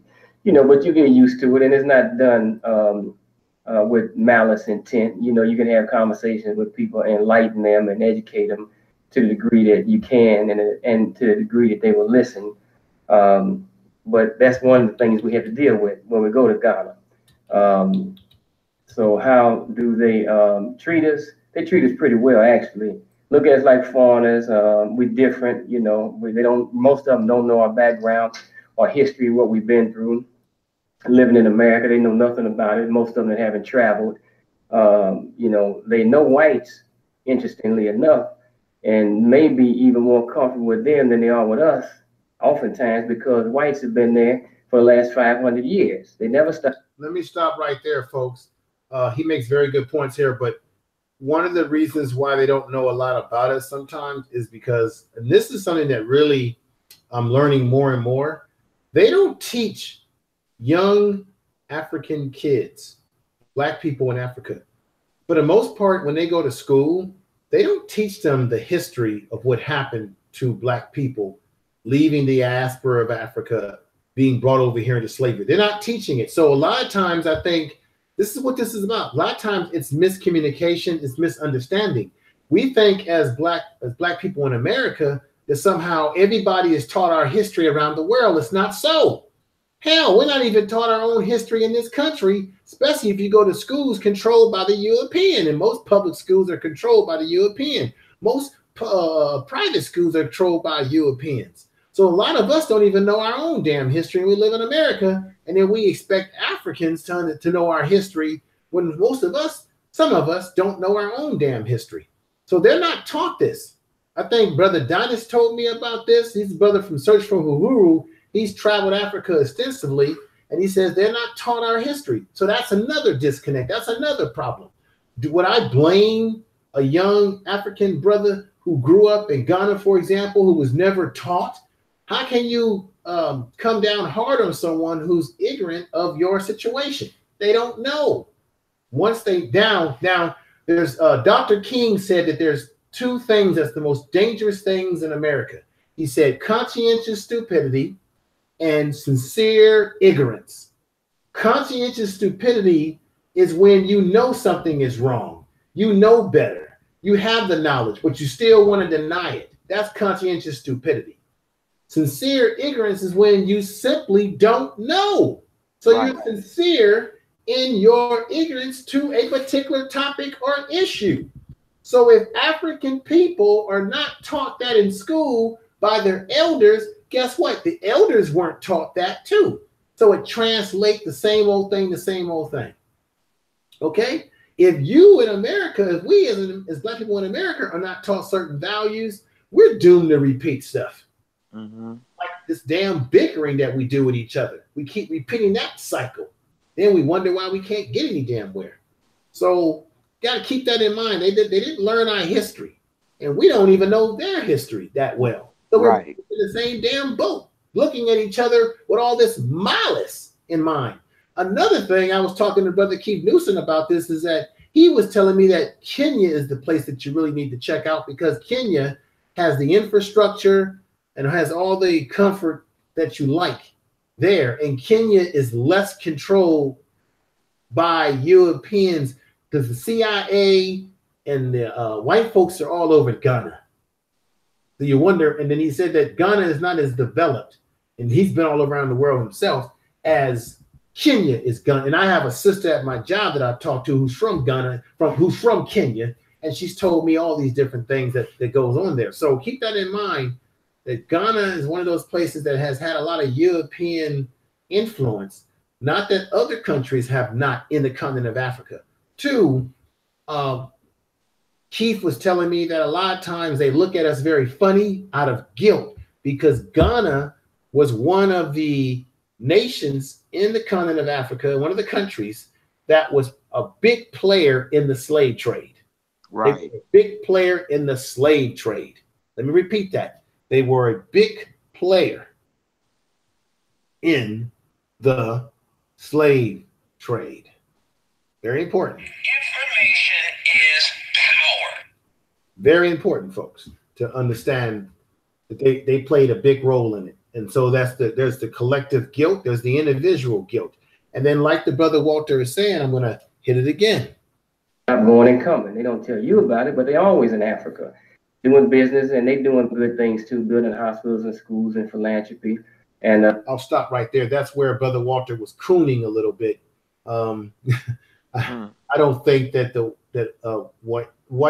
I don't think Europeans do things because they really care about Black people. They do things out of economics and power. So if they're building hospitals, believe me, they're looking at what's the bottom line in this investment of this hospital. Believe me. All you gotta do is look at history. It's always been shown to be proven true. Moving on with the audio. Generally speaking, it's the decent ones to go. So the ones that are there have a certain relationship and opinion about them, but they don't really know us, Black Americans and Blacks from the diaspora, until we come, and it's not nearly as many of us there for as long as whites have been there. So generally speaking, they like us. They accept us. Nothing negative. For the most part, they see you as somebody who's an opportunity, really. If you're from America, you got money. They assume you got wealth and power and prestige, really. That's how they treat you. I felt like James Brown and Michael Jackson all rolled up in one the first time I went in 2003 from the way people treated me. Nothing negative, nothing bad. Everybody wants to get to know you. They want to know about you. They want to know where you're from. And honestly, been my experience, when they realize I'm a Black American, it tenders up their heart. They really feel good about that, because they can't look at you and tell where you're from sometimes, although they know you're not an African for real, no matter how much you think you're one. Because Africa is not about color. It's about culture more than color. So when you go to Africa, it's not like open arms based on the brotherhood, the Black thing, because in Africa, Black don't mean nothing, because everybody's Black. So brotherhood is based on more than being Black. It's not based on the color. It's based on clan. It's based on tribe. It's based on family. It's based on history. It's based on how long you've known somebody. The brotherhood thing, just like among us in Black America, we say, this is my brother, this is my sister, because you've been knowing them for a long time, have good relationships with them. It's like that in Africa, not just based on color. But I say this too, to my brothers and my sisters here. How many of us know any Africans in the Black American community? And those of us who come across Africans, how do we welcome and greet them? How do we welcome them here? They're a stranger in a strange land, and we're the ones at home. But how many of us roll out the red carpet or even take the time to get to introduce yourself and try to figure out who these people are and make them feel comfortable? On the other hand, in Africa, it's been my experience personally. When they realize you're Black American, they say, welcome home, brother. This is your home too. A number of them have said that to me through the years, and they still do. Welcome home. They make you feel like you're a part of something. They extend the hand of friendship. It's up to the one at home who's supposed to lay out the welcome, not the one who's visiting to barge in and force his way in. So in Ghana, and I'm sure it's the same in other places in Africa, when they realize who you are and what you are, then they welcome you. And also about this white man thing, they look at us like that because not just the skin color, but you come in the European traditions of dress most of the time, name most of the time, culture most of the time, if not all the time, religion most of the time. So we come in the Western image, not just on skin color, but based on how we dress, how we talk, how we walk. It's not African, and no matter how much we think we are African, want to be African, we are African because it's in our DNA, but we've been gone for a long time. So they look at you and they recognize that you not the same as them, and they're not the same as each other. There's thousands of different African tribes, languages, and groups. So it's not just based on color. That's the main thing I wanted to say. Let me see. And they may not know, yeah. Some of them are more progressive. Some of them have traveled. Some of them have been outside, a little bit more open-minded, a little bit more progressive, and know some of the things that others don't know. But like I said, they do want to get to know you. They do look at it like it's an advantage and an opportunity to get to know you. It's about the money, oftentimes. So Africa, people are decent. People are people. Some will like you, some won't. Just like here, how many of us don't like each other? That's the Black man's issue. Seems like to me, it's the same way in Africa. Amongst Africans, not just Africans towards Black Americans. Some of us in Black America, we got all kinds of issues and problems with each other. And then we expect the Africans to have open arms and just welcome us like nobody's business. Some of them will, some of them won't. It's just an individual thing. But they don't have any animus towards you. They don't have any hostility towards you because you're a Black American. That's not true. Some of us seem to believe that false idea, the ones who've never been to Africa primarily, and that's most of us. And we got some funny ideas about who people are and what they think about us. And then also I've come to understand from traveling and, you know, back and forth, being in and out of here, a lot of people's reaction to us, really, it ain't based on, really it's based on us, our behavior. You hear me? They coming from societies and civilizations that are civilized pretty much, primarily. It can have war and famine and all kind of stuff, but they got respect for elders, they got traditions, they have histories, they have certain ways of acting, behaving, and when they see us coming with the pants down, the loud talking, the cursing, the disrespect for elders, and women cursing out their children and this kind of stuff, whether they're Chinese or Korean or Nigerian or Guatemalan or Haitian or whoever, you know, they tend to back up and not want to be bothered with that. So some of this thing about Black American and the way people look at us here in America is based on the way we behave and act and talk for real. That's some hardcore truth, but it's the real truth. So Africans, pretty much, in my experience, especially in Ghana, well received. They're good to Black Americans. They, you know, they love us for real. And you know, if you have an opportunity to go, you should go. That's your brother. That's your sister. You can help educate, and they can educate you. It's a two-way street. Yeah, Ghana, Africans, they love us. That's what. Information's power, folks. It's been a great program tonight. Lions Den, any words in the chat room that folks have tonight? I really appreciate everybody being with us tonight. I know it's a late night on a Tuesday. Any words, Lions Den? Are you there? Okay, Lions Den's not there, folks. So is everybody doing well in the chat room? How's everybody in the chat room doing? If you're doing well, put up a 1 if you're doing well. Good to see everybody. Can everybody hear me? Because I don't think Lions Den is hearing me right now. I don't know what's going on, but he's not there. Is everybody fine? All right, something's going on wacky right now.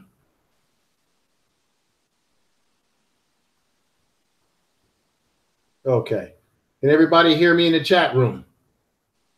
Okay, thank you. I don't know what happened to Lions Den. I call on the brother and he's not there. But I want to thank everybody in the chat room for listening to the program tonight. Wow, everything's really moving pretty quick here. Let me see. They never came back to get us. Africa is dead beat dad. Oh yeah, Mimi Doll, I know that you've been listening to. Pharaoh says that just like me. He talks about that. Yeah, they never came back to get us. But you got to understand something, Mimi Doll. How can someone come back to get you if they haven't been educated about what happened to you? I just said tonight that a lot of younger, Africa is one of the youngest countries on the planet. A lot of the kids that are raised in Africa and born there and go to school there, and you know Africa is so manipulated by Europeans, they're not taught the history of what happened to us, Mimi Doll. So if you're not taught the history and you don't know the history, just like many of us don't know all the history of Africa, we go there because why? We're trying to find ourselves and our origins and where we come from. But for the most part, if we don't know the history of Africa, we won't know how to conduct ourselves there. A lot of them, it's not making excuses, but a lot of them have not been taught our history. So therefore, if they don't know our history, how can they appreciate our plight? That's what I'm basically saying. If they don't know our history as well as they know their history, as well as we know our history here in America, I don't expect anybody to know my history better than I should know it. It's just one of those things. Lions, then I was calling on you, brother. What's going on? You know what? It's basically, you're absolutely right what you're saying, that I think that we as a people should, I mean, like we said in the past, like you said, info, like I said in the forum on our previous videos, we need to stay woke because people are still asleep, info. It's still like fast asleep and don't even know what was going on. So that's what I'm saying. People just need to basically stay woke and see what we as a people could do to keep awake, because at the end of the day, people around the world is watching us, you know, and like I said, we always be the melanated people. around the world. But Mimi Doll brought up a good point, though. She said that Africa is a deadbeat, and I know where she comes from with that point of view, because I've been listening to Pharaoh Talks Too, and he talks about that the Pan-African movement, that Pan-African cannot be effective if the Africans don't want Pan-Africanism, if they're not pushing for. So, for example, in America, if Black people in America are celebrating having African festivals, we're wearing the clothes, we're buying the jewelry, we're celebrating Africa's glory, right? If we're look at how Black folks got so excited over the Black Panther movie. If we are celebrating Africa, then at the same time, Africa should give us love too in return, and that Pan-Africanism cannot work unless the Africans themselves want Pan-Africanism. If they're not for it, it's not effective. So those are very good points that I have to say I could agree with. Brother, I had called on you earlier. Brother, where were you when I was calling on you, brother? I was calling on you several times, brother. Were you out of communication or what? No, honestly, Info, I was just basically reading stuff on the chat room, and there's basically some really good things, good points to what people are saying in the chat room. Okay, go ahead and read some of those good points since you were reading those points. Yeah, let me scroll back to a couple of things. That this is very interesting. Your real nuts says, and he said, most are receptive to my pro-Black stance. I've only had one guy who was against what I say, but he has been sent back. I knew he'd get his wake-up call. It was swift. He was chasing the pails. And then Underrated Darkness was saying, continuing, breaking promises against us as a people. That question is when we are going to gather together and mobilize as a whole, not just a few. And all of these are so true. Any other fantastic messages in there that folks have? Yes, in fact, Bonafide 1970 says sincere ignorance among our people should be a thing of the past. At this point, thanks to the internet, online books, and the prevalence of smartphones, endless information is at our fingertips.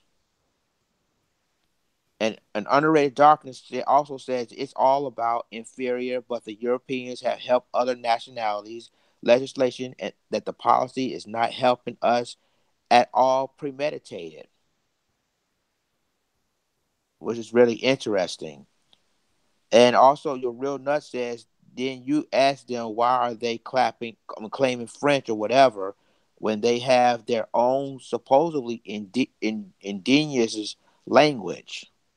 Okay, so Cookie stated there are no consequences for breaking promises to the BA. So I figure she's saying to Black people. Is that what you're saying, sister? Breaking promises to Black people. It looks like real Aaron Collins has come aboard tonight. Let me see. Underrated Darkness. But the European it's not the only country that had their hands in African countries. Too, we cannot forget about the Arabs, the Indians, the countries, China and Japan. They all work together. Well, yeah, I agree with that. It actually primarily, if you look at the triangular slave trade, Underrated Darkness, it was primarily in the beginning, it was the Portuguese who were the ones who put us in the triangular slave trade. So you had the Portuguese that were involved, the Arabs that were involved, which is one of the reasons why Lions Den, and I know you are Muslim, that's one of the reasons why I can't subscribe to certain religions that have an origins from people that enslaved us and speak their language. I just can't do it. Have to be honest with you. Can't do it.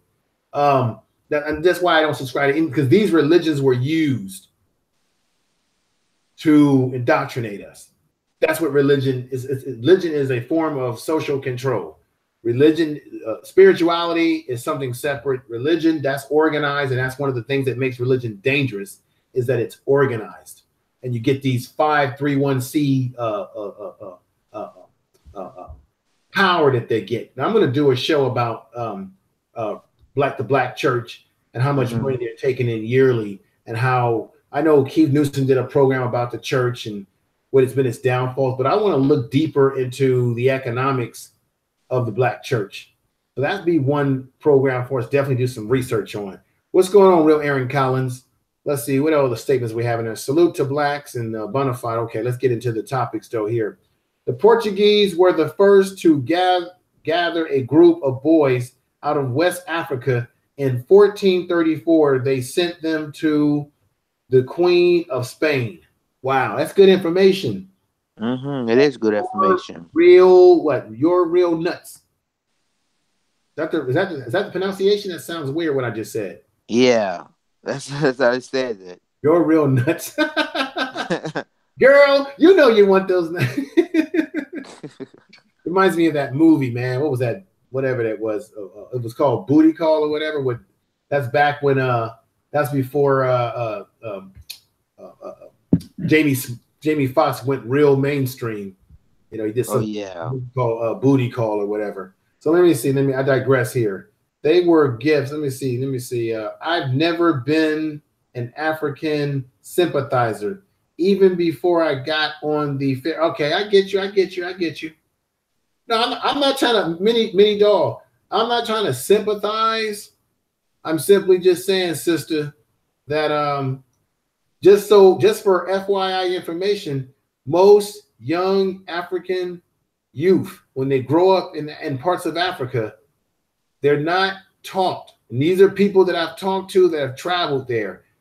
For the most part, in some places in Africa, I'm saying some because I don't know, we don't know everything as absolute, but in some countries, the kids are taught. They're not taught our history.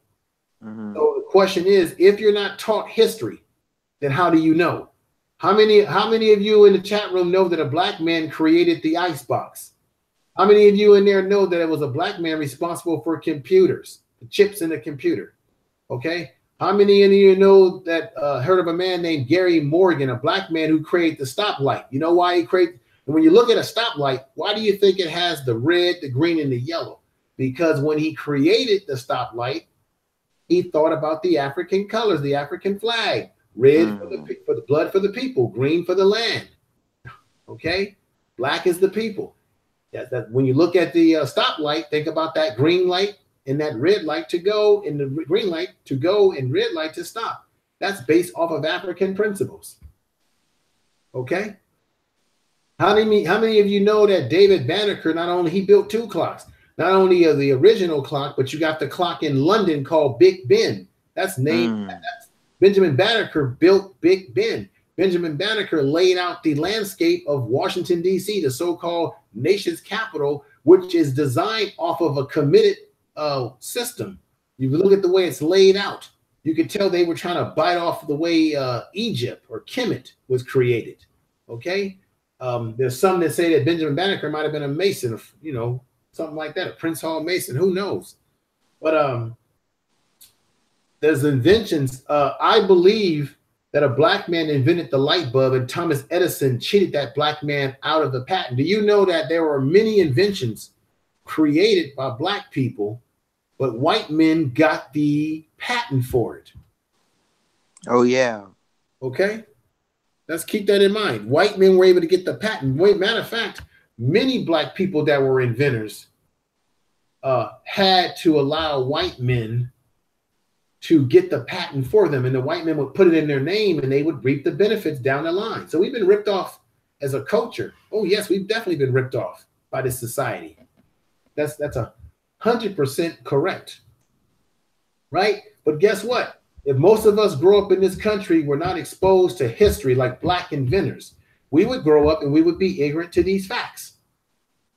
Okay? We would not know because we were not exposed to these facts, right? You got to be exposed to it. You got to be educate yourself, and then as we be exposed to knowledge, we learn more, and we get better, we get stronger, faster, quicker. It's the way it works. Marlo's Corner. Let me give me some give Marlo's Corner some love here.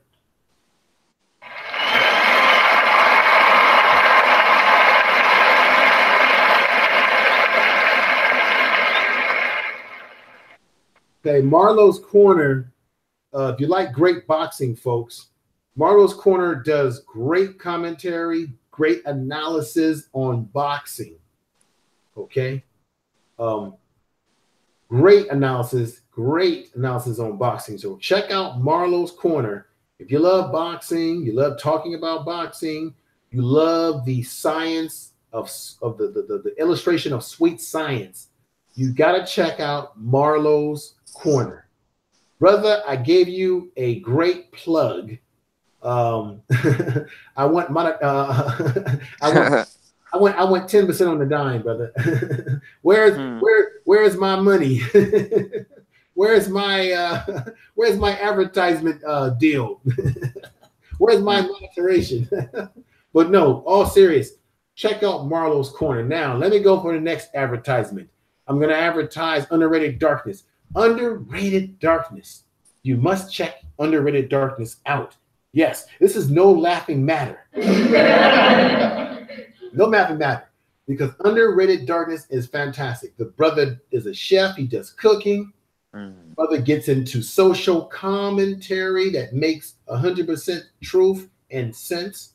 The brother gets into sports talk, boxing, basketball, a little bit of everything. The brother is a master of all trades, and no food to no one. So if you want great commentary, check out Underrated Darkness. Like I said, it's no laughing matter. He's a great brother. Love him. Now, who else in the chat room? Okay, COG. COG, this is an alert.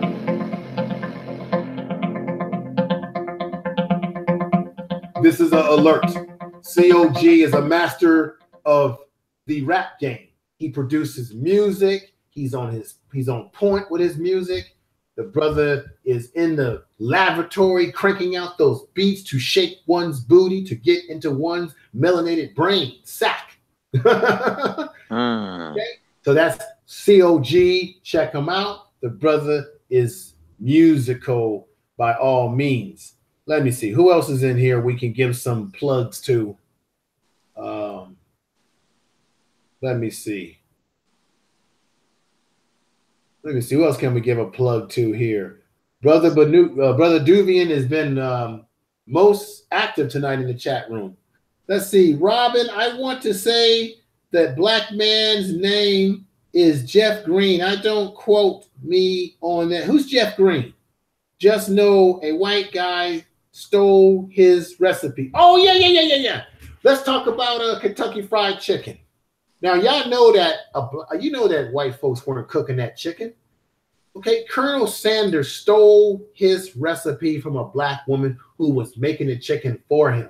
He learned everything he knew. You know in the South that it was black folks making that chicken. You know, with black folks working as domestic workers in these homes in the South. You know that.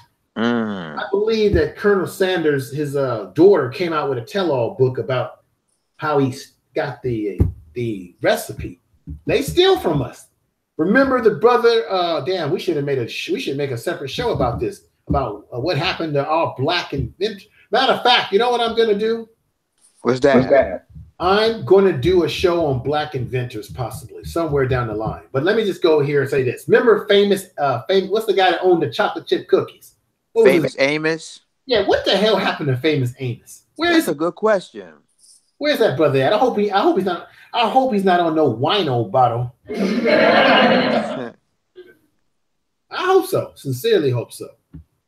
Let's see. Bonafide said, I've got to control this thing. It moves pretty fast. Bonafide says, my brother have your. Let me see if I can. Oh, man. Okay, godly. I almost had the message here. I got it right here, info. Okay, read the message, because I'm having a hard time scrolling it. Yeah, she said that, my brother, have you heard about Akon and what he's doing in Akabulan? He is bringing solar energy to the continent and will be launching new cyber currency in a coin. Yeah, I want to say this. Akon is putting his money where his mouth is. He's really doing some great things over there in Africa, but you better be careful playing around with that damn cryptocurrency. Be careful with that. You already had BitConnect that went belly up, and that was a Ponzi scheme. I know Yvette Carlette and Breaking Brown and Tone Tucks have been talking about Jay Morris, the brother in Atlanta who's a what do you call it, real estate mogul or something? Yeah. And he's talking about bringing Tulsa, Oklahoma, the whole Wall Street. She looked at the numbers and everything that he's doing, and you better do your homework before you get in bed with what the brother's doing, because I have to admit, she did put it where the ghost could get it. Her analysis and the numbers that she brought up and the information, you really can't dispute it, brother. You really can't dispute it. That's true. So folks, I would check out that video that she did. She even did a video about Al Sharpton, how we shouldn't have Al Sharpton and many like him talking for us. Okay, with that marbles in his damn mouth. It makes you want to laugh. I learned that lesson from him a long time ago. So yeah. So with that said, brother, we could talk about many topics right now, but once again, just wanted to bring this to the family's attention that there is a situation in the border where you do have Haitian brothers and sisters there that are in limbo. They can't come into the United States. They can't go back. They don't want to go back to Haiti. Mexico's just sort of tolerating them right now. Okay. And that's about it. Because they no telling they could turn around and say we want these Negroes out of our country as well. But keep this in mind. I brought this up to your attention because I wanted you to see the double standard, folks. I wanted you to see how here you had a group of black people who were told one thing, and then Donald Trump turned around and did another thing and disrespected them. Now they're stuck over there, right? And they've now been caught up in this whole thing with those that are coming from Central America. And I just wanted to bring this up because you don't hear any of the black politicians talking about these issues to us. You got them crying and moaning over what's happening to other people, but never what's happening to us in a consistent, concise manner. Lions Den, before you have any last words, brother, you want to spread some more information from the chat room? Of course. Cookie Prime Rose says, I can't remember the court case year, but black families were fighting for the rights of expensive artwork created by a relative that had been a slave and they lost to slave owners. Interesting. Kim Kirby says WW invented a lot of stuff that shape our society. And Cayman says, very skeptical about cryptocurrency. There's always a risk in investing. Let me see here. Okay, Your Real Nut says all the artwork treasured in Europe that the white Jews claim Hitler took from them were actually treasures that belonged to black Moors that the whites have stolen. That's interesting. Kim Kirby says since 1804 revolution that never liked Haitians. And that's all I can find so far, info. Okay. We got a couple of new people in the chat room. Everybody that's brand new to my channel who might have come over from other channels that I've been on or have heard about me, I want to thank you for coming over. Make sure you subscribe, share this video, let people know about what we're doing. We're building and trying to build here. And I'm going to be trying to bring you great content every chance that I get. Now, tomorrow, folks, I'm going to be talking about, let me let you know what I'm going to be talking about. I'm going to be talking about illegal immigration, the impact on wage and employment amongst black people in America, how immigration is affecting us here in America and our bottom line as a people. I'm going to be getting into that tomorrow because it does not look great, folks. Immigration is not a good friend to black people. And we got to wake up. And you got black people on television, politicians, black personalities running their mouth about our issues. And they don't know, they're not even connected with our communities anymore. Al Sharpton, let me tell you what I found about Al Sharpton, Lions Den. There was a video floating around on YouTube. There's a cat in Baltimore who goes by the name of Boom Boom. He's a big time activist. He's from the streets of Baltimore. I know some things about it because I'm from Baltimore. Al Sharpton got out of a limousine to speak at a church. Well, he just happened to run into brothers Boom Boom and a few of his entourage on this day. And they said, Al Sharpton, what you doing in this neighborhood, brother? He said, well, I'm coming here to preach at the church. And they said, Al Sharpton, that's all you going to do is preach, brother? And he said, yeah, I'm going to come preach. He said, but what about all the brothers and sisters out here struggling? You just going to come here and preach when we need more than just some damn preaching. Al Sharpton said, well, I helped get this guy off from going to jail. And he said, that's the best you can do, Al, is just get one person off from jail when black folks are suffering out here. That's the best you could do. So you could tell Al was getting a little uncomfortable. And then they were going on about, this is Baltimore, baby. You can't just come up in Baltimore thinking that you just this and that. And then Al Sharpton put his hands on one of these brothers. Right. They said, whoa, don't put your hands on nobody, but don't put your hands on nobody, right? Don't put no hands on nobody, Al Sharpton. Oh, wow. They called that brother out. He was dealing with some real on the streets, some real talk on the streets of Baltimore. He wasn't in no damn studio. He was on some real streets. Now, let me say this. See if I can find this picture, because Breaking Brown did a great illustration of why we can't have people representing us who do these sort of things. So let me see if I can find this picture. Read the chat room what people are saying, Lions Den, if possible. Okay. I'll find this photo, if you don't mind. Okay, no problem. Let's see here. Okay, Cookie Penrose says, in other words, the courts have determined that any and all intellectual property created under the system of slavery belongs to the slave owner. This may explain some of those inventions. Bonafide 1970 says, thank you again for bringing up the Haitian issue in Mexico. We most definitely need to include them in the immigration discussion, and they're being purposely ignored by the mainstream media. The Shining 76 says, we get told to pull ourselves up by the bootstraps by buck dancing Negroes and do for self. When we do, whites either steal it, burn it down, or sabotage. Wow. Your Real Nut says, Queen of England throne that she sits on belonged to Egypt, Egyptian throne. So, yeah, that's basically it, info.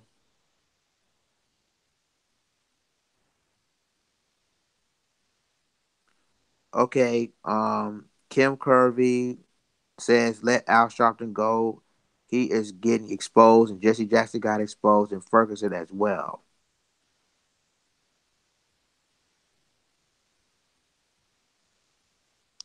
Oh, wow.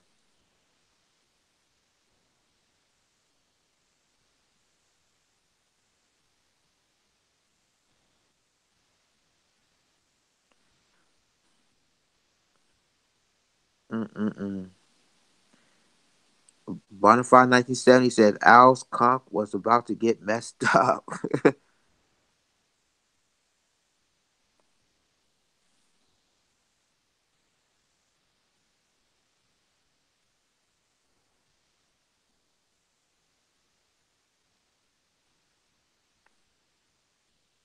Info, you there? Info, are you still there, brother?